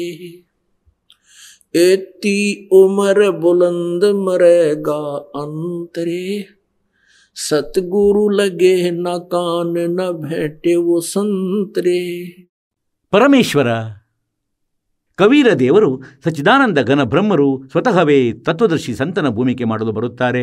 ಆಗ ತನ್ನ ಅಮೃತವಾಣಿಯಲ್ಲಿ, ಅಥವಾ ಅವರಿಂದ ಯಾರಿಗೆ ಅವರು ಸಿಗುತ್ತಾರೆ, ಸಂತರಿಗೆ, ಆ ಸಂತರು ತಮ್ಮ ಅಮೃತವಾಣಿಯಲ್ಲಿ ಯಾರು ಒಳ್ಳೆಯ ಆತ್ಮದವರಾಗಿರುತ್ತಾರೆ ಅವರು ಏನು ಹೇಳ್ತಾರಂದರೆ, ಇಷ್ಟು ದೀರ್ಘಾಯಸ್ಸು ಇದ್ದರೂ ಕೂಡ ಅಂತ್ಯದಲ್ಲಿ ಮೃತ್ಯು ಆಗುವುದು. ಯಾಕಾಗುವುದು? क्योंकि सतगुरु लगे न कान न भेटे वो संतरे। ಸದ್ಗುರು ಸಿಕ್ಕಿಲ್ಲ, ತತ್ವದರ್ಶಿ ಸಂತ ಸಿಕ್ಕಿಲ್ಲ, ಸದ್ಗುರು ಸಿಕ್ಕಿಲ್ಲ. ಈ ಕಾರಣದಿಂದಾಗಿ ಇಷ್ಟು ದೀರ್ಘಾಯಸ್ಸು ಇದ್ದರೂ ಆ ವ್ಯಕ್ತಿ ಯಾರಾದರೂ ಇದ್ದರೆ ಅವನದು ಮೃತ್ಯುವಾಗುವುದು. ಈಗ ಗೀತೆ ಅಧ್ಯಾಯ ಸಂಖ್ಯೆ 15 ಶ್ಲೋಕ ಸಂಖ್ಯೆ 1-4 ಇದನ್ನೇ ಹೇಳಲಾಗಿದೆ. ಅಂದರೆ ತತ್ವದರ್ಶಿ ಸಂತನು ಅವನಾಗಿರುವ ಯಾರು ಉಲ್ಟಾ ನೇತಾಡಿರುವ ಪ್ರಪಂಚ ವೃಕ್ಷದ ಎಲ್ಲ ವಿಭಾಗಗಳ ಬಗ್ಗೆ ಹೇಳುವವನು. ಮತ್ತು ಅದನ್ನು ಪರಮೇಶ್ವರ ಕಬೀರ್ ದೇವರು ಸ್ವತಃ ಬಂದು ಹೇಳಿದರು. अक्षर पुरुष एक पेड़ है, निरंजन वाकी डार, तीनों देवा शाखा, ये पात्र संसार। ಮತ್ತಿದನ್ನು ಹೇಳಿದಾರೇನೆಂದರೆ, ತದನಂತರ ಆ ಪರಮೇಶ್ವರನ ಪರಮ ಪದವಿಯ ಹುಡುಕಾಟ ಮಾಡಬೇಕಾಗಿದೆ. ಅಲ್ಲಿಗೆ ಹೋದ ಬಳಿಕ ನಂತರ ಹಿಂದಿರುಗಿ ಎಂದಿಗೂ ಪ್ರಪಂಚಕ್ಕೆ ಬರುವುದಿಲ್ಲ. ಮತ್ತು ಯಾವ ಪರಮೇಶ್ವರನು ಎಲ್ಲ ಬ್ರಹ್ಮಾಂಡಗಳ ರಚನೆ ಮಾಡಿರುವನು ಅವನೇ ಪೂಜೆಗೆ ಯೋಗ್ಯನು, ಮತ್ತವನದೇ ಪೂಜೆಯನ್ನು ಮಾಡಿ, ನಥಿಂಗ್ ಎಲ್ಸ್. ಗೀತೆಯ ಜ್ಞಾನದಾತ ಹೇಳುತ್ತಾನೆ. ಹೀಗಾಗಿ ಇಲ್ಲಿ ಪುಣ್ಯಾತ್ಮರೇ ಇದು ಸ್ಪಷ್ಟವಾಯಿತು. ಏನಂದರೆ ಇವನನ್ನು ಅಕ್ಷರ ಪುರುಷನೆಂದು ಇದಕ್ಕಾಗಿ ಹೇಳಲಾಗಿದೆ, ಏಕೆಂದರೆ ಇವನ ಆಯಸ್ಸು ಬಹಳ ದೀರ್ಘವಾಗಿದೆ. ಹೇಗೆಂದರೆ ಒಂದಂತೂ ಬಿಳಿ ಮಣ್ಣು, ಮಣ್ಣಿನಿಂದ ಮಾಡಿದ ಕಪ್, ಅದನ್ನು ಮಣ್ಣಿನ ಕಪ್ ಎನ್ನುತ್ತಾರೆ. ಕಪ್ ಅದಂತೂ ಅಂಡರ್ಸ್ಟುಡ್ ಆಗಿದೆ. ಕೈಯಿಂದ ಜಾರಿ ಮತ್ತು ನೆಲದ ಮೇಲೆ ಬಿದ್ದರೆ ಬಿದ್ದ ಕೂಡಲೇ ತುಂಡು ತುಂಡಾಗಿ ಹೋಗುವುದು. ಈ ಸ್ಥಿತಿಯನ್ನಂತೂ ತಿಳಿಯಿರಿ, ಕ್ಷರಪುರುಷನದು, ಬ್ರಹ್ಮನದು. ಮತ್ತಿವನ ಅಧೀನದಲ್ಲಿ ಎಷ್ಟು ಜೀವಾತ್ಮಗಳಿವೆ, ಇವುಗಳದ್ದು ಈ ರೀತಿಯ ಆಯಸ್ಸು ಇದೆ. ಹಾಗಂತೂ ನಮ್ಮ ದೃಷ್ಟಿಕೋನದಿಂದ ಇದು ಬಹಳ ದೀರ್ಘಾಯಸ್ಸಾಗಿದೆ ಇವರದು. ಬ್ರಹ್ಮನ ಒಂದು ದಿನ 1,000 ಚತುರ್ಯುಗದ್ದು. ಒಂದು ಚತುರ್ಯುಗದಲ್ಲಿ ನಮ್ಮದು ಇಲ್ಲಿಯ ಪ್ರಕಾರ 43,20,000 ವರ್ಷಗಳು, ಮತ್ತು ನಂತರ 100 ವರ್ಷದ ಆಯಸ್ಸು ಅವನದು. ಏನಿನ್ನ ಅದ್ಭುತವಾಗಲಿ. ಆದರೂ ಕೂಡ ಇವರ ಆ ಪೂರ್ಣ ಪರಮಾತ್ಮ ಮತ್ತು ಅನ್ಯ ಆ ಹೋಲಿಕೆಯಲ್ಲಿ ಏನು ಹೇಳ್ತಾರೆ, ಇದಂತೂ ಇಷ್ಟು ಆಯಸ್ಸಿದೆ ಈ ಬ್ರಹ್ಮತನಕದ್ದು. ಅಂದರೆ ಇವನ ಬಾಡಿಯ ಸ್ಥಿತಿಯನ್ನು ತಿಳಿಯಿರಿ. ಹೇಗೆಂದರೆ ಈ ಮಣ್ಣಿನಿಂದ ಆದಂತಹ ಪ್ಲೇಟ್ ಇರುತ್ತವೆ, ಇವರು ಪ್ಲೇಟ್ ಇದ್ದಂತೆ, ಬಟ್ಟಲು ಇದ್ದಂತೆ, ಕಪ್ ಇದ್ದಂತೆ. ಮತ್ತು ಅಕ್ಷರ ಪುರುಷನದ್ದು ತಿಳಿಯಿರಿ, ಸ್ಟೀಲ್ನದ್ದು. ಸ್ಟೀಲ್ ಬಾಡಿಯಾಗಿದೆ ಇವರದು, ಹೀಗೆ ತಿಳಿದುಕೊಳ್ಳಿ. ಚಹಾ ಕುಡಿಯುವ ಕಪ್ ಎಂದು ತಿಳಿಯಿರಿ. ಈಗ ಅದು ಬಿದ್ದರೆ ಒಡೆದು ಹೋಗುವುದಿಲ್ಲ, ಬೇಗನೆ ಹಾಳಾಗುವುದಿಲ್ಲ, ಏಕೆಂದರೆ ಅದು ಸ್ಟೀಲ್ ಆಗಿದೆ. ಆದರೆ ಸ್ಟೀಲಿಗೂ ತುಕ್ಕು ಹಿಡಿಯುವುದು, ಉಕ್ಕಿಗೂ ತುಕ್ಕು ಹಿಡಿಯುವುದು, ಅದರ ಸಮಯ ಬಹಳ ದೀರ್ಘವಾಗಿರುತ್ತದೆ. ಅದಕ್ಕಾಗಿ ಇವನನ್ನು ಅವಿನಾಶಿ ಎಂದು ಇವನಿಗೂ ಹೇಳಲಾಗಿದೆ. ಆದರೆ ಇವನು ವಾಸ್ತವದಲ್ಲಿ ಅವಿನಾಶಿ ಅಲ್ಲ, ಇವನು ನಾಶವಾಗುವನು. ಮತ್ತು ಪರಮಾಕ್ಷರ ಪುರುಷನಂತೂ ಉತ್ತಮ ಪುರುಷವತು ಅನ್ಯ. ಈಗ 3ನೇ ಧಾತು ಚಿನ್ನ ಆಗಿರುತ್ತದೆ, ಸ್ವರ್ಣ, ಗೋಲ್ಡ್. ಈಗ ಅದಕ್ಕೆ ತುಕ್ಕು ಹಿಡಿಯುವುದಿಲ್ಲ, ಏನೂ ಆಗದು, ಎಷ್ಟೇ ವರ್ಷ ಬೇಕಾದರೂ ಇಡಿ. ಈ ರೀತಿಯಿಂದಾಗಿ ಹೀಗೆ ಈ ಭಗವಂತರುಗಳ ಸ್ಥಿತಿಯಿಂದ ಪರಿಚಿತರಾಗಲು ಈಗ ಇವನನ್ನು ಅಕ್ಷರ ಪುರುಷನೆಂದು ಹೇಳಲಾಗಿದೆ. ಗೀತೆ ಅಧ್ಯಾಯ ಸಂಖ್ಯೆ 15 ಶ್ಲೋಕ ಸಂಖ್ಯೆ 16ರಲ್ಲಿ ಕ್ಷರಪುರುಷ ಮತ್ತು ಅಕ್ಷರ ಪುರುಷ. ಕ್ಷರಪುರುಷ ಇವನು ಬ್ರಹ್ಮನು ಮತ್ತು ಅಕ್ಷರ ಪುರುಷ ಇವನು ಪರಬ್ರಹ್ಮನು. ಇವನು 7 ಶಂಖ ಬ್ರಹ್ಮಾಂಡಗಳ ಸ್ವಾಮಿಯಾಗಿರುವನು. ಇವನನ್ನು ಅಕ್ಷರ ಅಂದರೆ ಅವಿನಾಶಿ ಭಗವಂತನೆಂದು ಹೇಳಲಾಯಿತು. ಆದರೆ ನಂತರ ಹೇಳಲಾಗಿದೆ ಅಂದರೆ ಇವರದು ಮೃತ್ಯು ಆಗುವುದು. ಇವರದು ಮತ್ತು ಇವರ ಅಧೀನದಲ್ಲಿ ಎಷ್ಟು ಜೀವಾತ್ಮಗಳಿವೆ, ಎಲ್ಲರ ಸ್ಥೂಲ ಶರೀರ ನಾಶ ಹೊಂದುವಂಥದ್ದು. ಜೀವಾತ್ಮ ಸಾಯುವುದಿಲ್ಲ. 15ನೇ ಅಧ್ಯಾಯದ 17ನೇ ಶ್ಲೋಕದಲ್ಲಿ ಹೇಳಿದೆ ಏನೆಂದರೆ, ಉತ್ತಮ ಪುರುಷಹತು ಅನ್ಯ ಪರಮಾತ್ಮ ಇತಿ ಉದಾರತಃ ಯ ಲೋಕತ್ರಯಂ ಆವಿಶ್ಯ ವಿಭರ್ತಿ ಅವ್ಯಯ ಈಶ್ವರ. ಅವನಾಗಿದ್ದಾನೆ ವಾಸ್ತವದಲ್ಲಿ ಅವಿನಾಶಿ ಪರಮಾತ್ಮ. ಗೀತೆಯ ಅಧ್ಯಾಯ ಸಂಖ್ಯೆ 8ರ ಶ್ಲೋಕ ಸಂಖ್ಯೆ 17ರಲ್ಲಿ ಹೇಳಿದೆ. ಅಂದರೆ ಬ್ರಹ್ಮಣೆ ಅಂದರೆ ಈ ಪರಬ್ರಹ್ಮನನ್ನು ಇಲ್ಲಿ ಬ್ರಹ್ಮಣೆ ಎಂದು ಹೇಳಿದೆ. ಆ ಪರಬ್ರಹ್ಮನ ಇಲ್ಲಿ ಬ್ರಹ್ಮನ ಎಂದಾಗಬಾರದು. ಇವರು ಅದರ ಅರ್ಥ ಬ್ರಹ್ಮ ಮಾಡಿಟ್ಟಿದ್ದಾರೆ, ತಪ್ಪು ಮಾಡಿದ್ದಾರೆ. ಮತ್ತು ಅದರಲ್ಲಿ ಚತುರ್ಯುಗ ಕೂಡ ಇಲ್ಲ. ಅನುವಾದಕರ್ತರು ಚತುರ್ಯುಗ ಬರೆದು ಬಿಟ್ಟಿದ್ದಾರೆ, ಅದರಲ್ಲಿ ಓನ್ಲಿ ಯುಗ ಎಂದು ಬರೆದಿದೆ. ಇದು ನೋಡಿರಂತೆ ಶ್ರೀಮದ್ ಭಗವದ್ಗೀತೆ, ಗೀತಾ ಪ್ರೆಸ್, ಗೋರಖಪುರದಿಂದ ಪ್ರಕಾಶಿತವಾಗಿದೆ. ಜಯದಯಾಳು ಗೋವಿಂದಕ ಇದರ ಅನುವಾದಕರು. ಶ್ರೀಮದ್ ಭಗವದ್ಗೀತೆ ಅಧ್ಯಾಯ 8ರ 17ನೇ ಶ್ಲೋಕವನ್ನು ತೋರಿಸ್ತೇವೆ ತಮಗೆ. ಇದು ನೋಡಿರಂತೆ ಅಧ್ಯಾಯ ಸಂಖ್ಯೆ 8 ಮತ್ತು ಶ್ಲೋಕ ಸಂಖ್ಯೆ 17. ಇದರಲ್ಲಿ ಸಂಸ್ಕೃತ ನೋಡಿ, ಸಹಸ್ರ ಯುಗ ಪರ್ಯಂತಂ. ಇದರಲ್ಲಿ ಸಹಸ್ರ ಚತುರ್ಯುಗವೆಂದು ಬರೆದಿಲ್ಲ, ಸಹಸ್ರ ಯುಗ ಪರ್ಯಂತಂ. ಅಹ ಅಂದರೆ ದಿನ, ಯತ್ ಅಂದರೆ ಆ. ಬ್ರಹ್ಮಣ ಅಂದರೆ ಅಕ್ಷರ ಪುರುಷ. ಇಲ್ಲಿ ಬ್ರಹ್ಮಣ ಪದದ ಅರ್ಥ ಈ ಅಕ್ಷರ ಪುರುಷ ಅಂದರೆ ಪರಬ್ರಹ್ಮನ ಕಡೆಗೆ ಸಂಕೇತವಿದೆ, ಏಕೆಂದರೆ ಇಲ್ಲಿ ಇದು ಆಯಸ್ಸಿಗೆ ಸಂಬಂಧಿತ ವಿಷಯವಾಗಿದೆ. ಇವನ ಆಯಸ್ಸಾಗಿದೆ, ಇದಕ್ಕಾಗಿ ಇವನನ್ನು ಅಕ್ಷರ ಬ್ರಹ್ಮ ಎಂದು ಇಲ್ಲಿ ಹೇಳಲಾಗದು. ಅಂತೆಯೇ ಬ್ರಹ್ಮಣ ಪದದ ಅರ್ಥ ದೊಡ್ಡ ಭಗವಂತ ಎಂದಾಗಿದೆ. ಬ್ರಹ್ಮಣೆ ಅಂದರೆ ಬ್ರಹ್ಮನಿಗಿಂತ ಅವನು ದೊಡ್ಡವನು. ಈ ಪರಬ್ರಹ್ಮ ಕೂಡ ಇವನಿಗಿಂತ ದೊಡ್ಡವನು, ಮತ್ತು ಪರಮಾಕ್ಷರ ಬ್ರಹ್ಮ ಆ ಪರಮಾತ್ಮ ಪೂರ್ಣ ಬ್ರಹ್ಮ ಕೂಡ ಇವನಿಗಿಂತ ದೊಡ್ಡವನು. ಹೀಗೆ ಸಹಸ್ರಯುಗ ಪರ್ಯಂತಂ ಅಹ ಯತ್ ಬ್ರಹ್ಮಣಃ ವಿದುಹು ರಾತ್ರೀಂ ಯುಗ ಸಹಸ್ರಾಂತಂ. ಇದರಲ್ಲಿ ಚತುರ್ಯುಗವಿಲ್ಲ. ತೇ ಆಹೋ ರಾತ್ರ ವಿಧಃ ಜನಾಃ. ಇದರ ಅರ್ಥವಾಗಿದೆ, ಇವರು ತಪ್ಪಾಗಿ ಅನುವಾದ ಮಾಡಿದ್ದಾರೆ. ಇವರು ಇಲ್ಲಿ ಬರೆದರು ಬ್ರಹ್ಮನ ಒಂದು ದಿನವೇನಿದೆ ಅದನ್ನು 1,000 ಚತುರ್ಯುಗದ ಅವಧಿಯುಳ್ಳದ್ದು ಎಂದು. ಆದರೆ ಇಲ್ಲಿ ಮೂಲ ಸಂಸ್ಕೃತದಲ್ಲಿ ಚತುರ್ಯುಗ ಎಂದು ಇಲ್ಲ, ಓನ್ಲಿ ಯುಗವಿದೆ, ನಾಟ್ ಚತುರ್ಯುಗ. ಇವರು ಅನುವಾದಿಸುವಾಗ ತಮ್ಮ ಅಜ್ಞಾನದಿಂದ ಇಲ್ಲಿ ಸೇರಿಸಿಬಿಟ್ಟರು ಚತುರ್ಯುಗವೆಂದು. ಇಲ್ಲ, 1,000 ಯುಗದ ಅವಧಿಯಾಗಿದೆ. ಇದು ಅಕ್ಷರ ಪುರುಷನ ಮಾಹಿತಿ ಇದೆ ಇಲ್ಲಿ ಬ್ರಹ್ಮನಿಗಿಂತ ಮುಂದಕ್ಕೆ.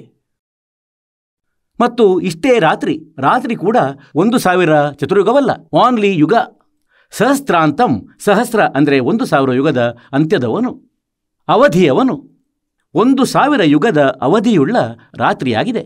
ಮತ್ತು ಯಾವ ವ್ಯಕ್ತಿ ತತ್ವದಿಂದ ಅರಿತಿದ್ದಾನೆ ಆ ಯೋಗಿ ಜನ ಅಹೋರಾತ್ರವಿಧ, ಅವರು ಇದರ ಸರಿಯಾದ ಮರ್ಮವನ್ನು ತಿಳಿದಿರುತ್ತಾರೆ.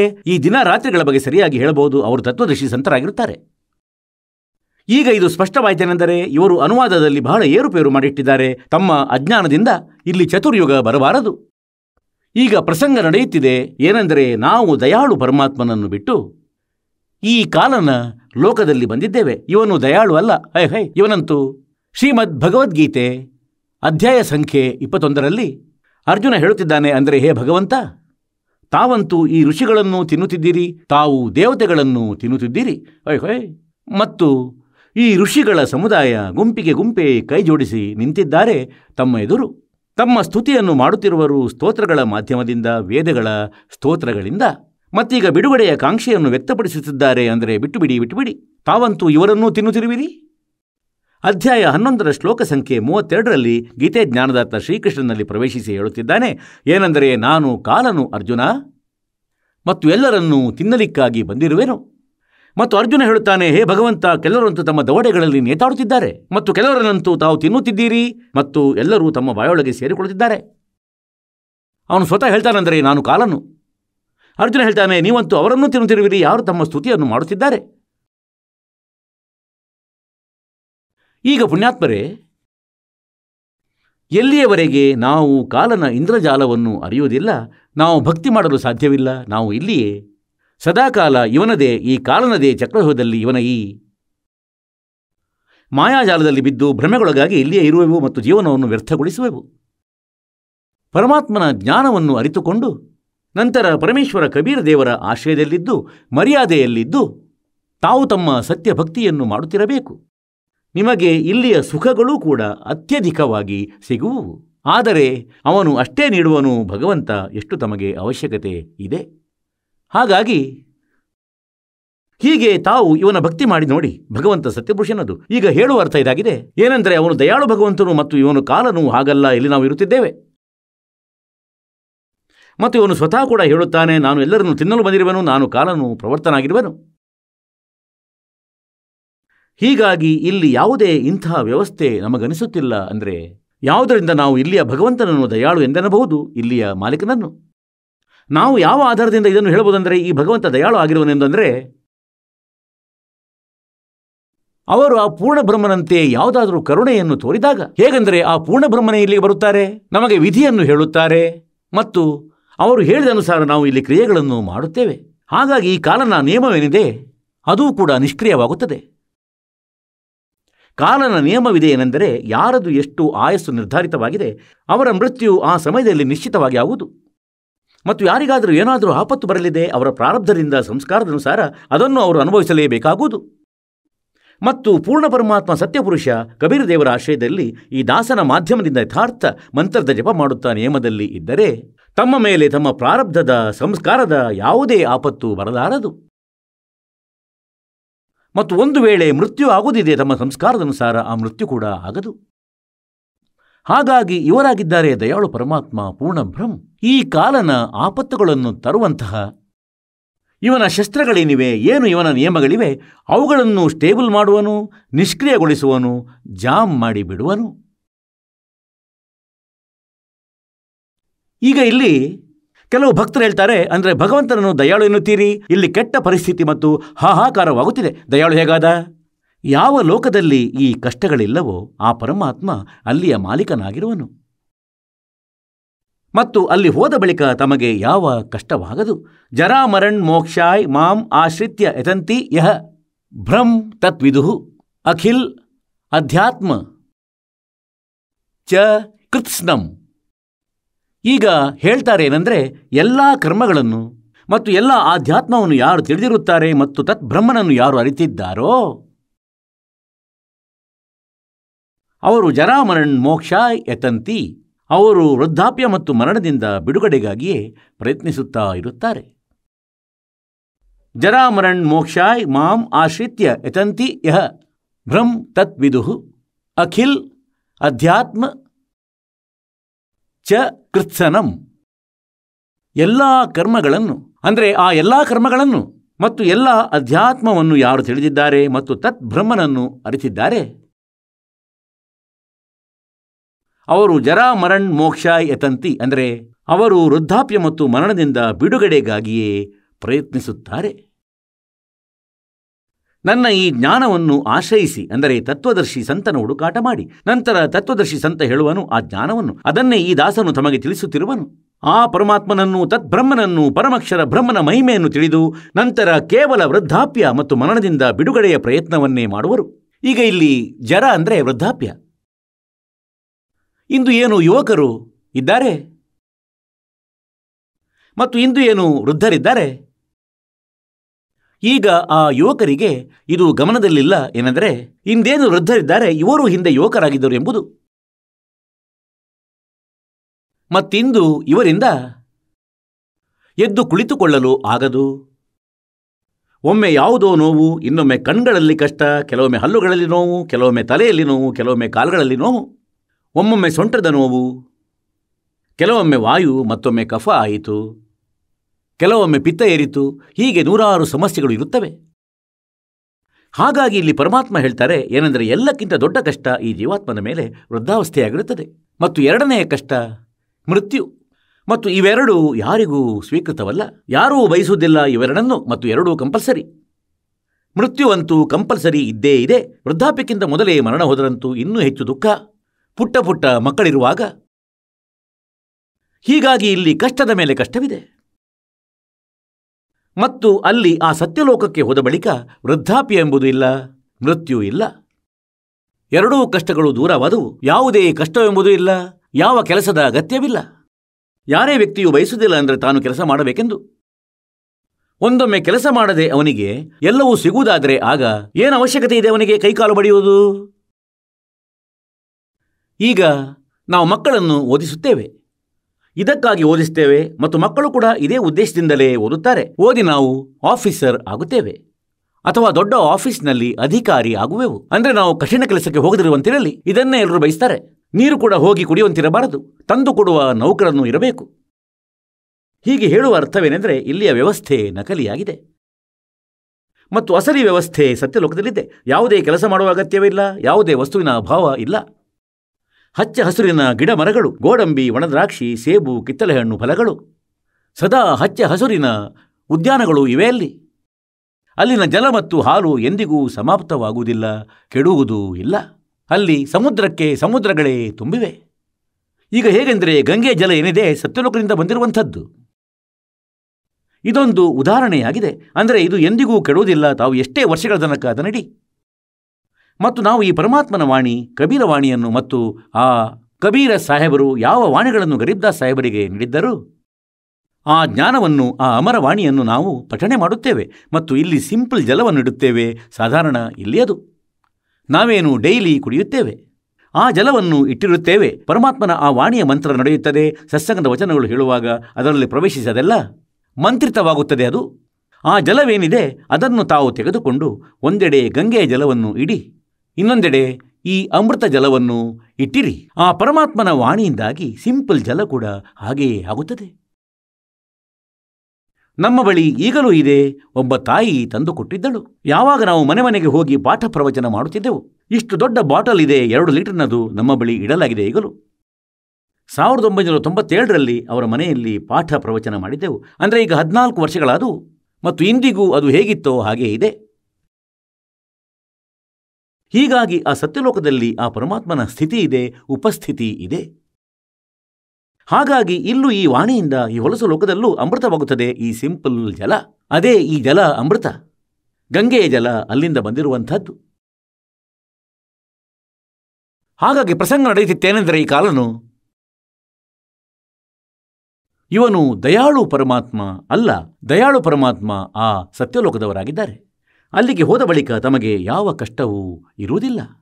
शंखों लहर मेहर की उपजे कहर नहीं जा कोई, दास गरीब अचल अविनाशी सुख का सागर सोई मन तू चल रे सुख के सागर जा शब्द सिंधु रत्नागर. ಪರಮಾತ್ಮ ಒಂದು ಹೇಳುತ್ತಾರೆ, ಹೇ ಮನವೇ, ನೀನಿಲ್ಲಿ ಏಕೆ ಸಿಲುಕಿಕೊಂಡಿರುವೆ ಈ ಕಾಲನ ಲೋಕದಲ್ಲಿ? ಮನದ ಮಾಧ್ಯಮದಿಂದ ಆತ್ಮವನ್ನು ಸಚೇತನಗೊಳಿಸುತ್ತಾರೆ ಪ್ರಭು. ಅಂದರೆ ಸುಖ ಸಾಗರದಲ್ಲಿ ನಡೆ. ಅಂತೆಯೇ ಗೀತೆಯ ಅಧ್ಯಾಯ ಸಂಖ್ಯೆ 18ರ ಶ್ಲೋಕ ಸಂಖ್ಯೆ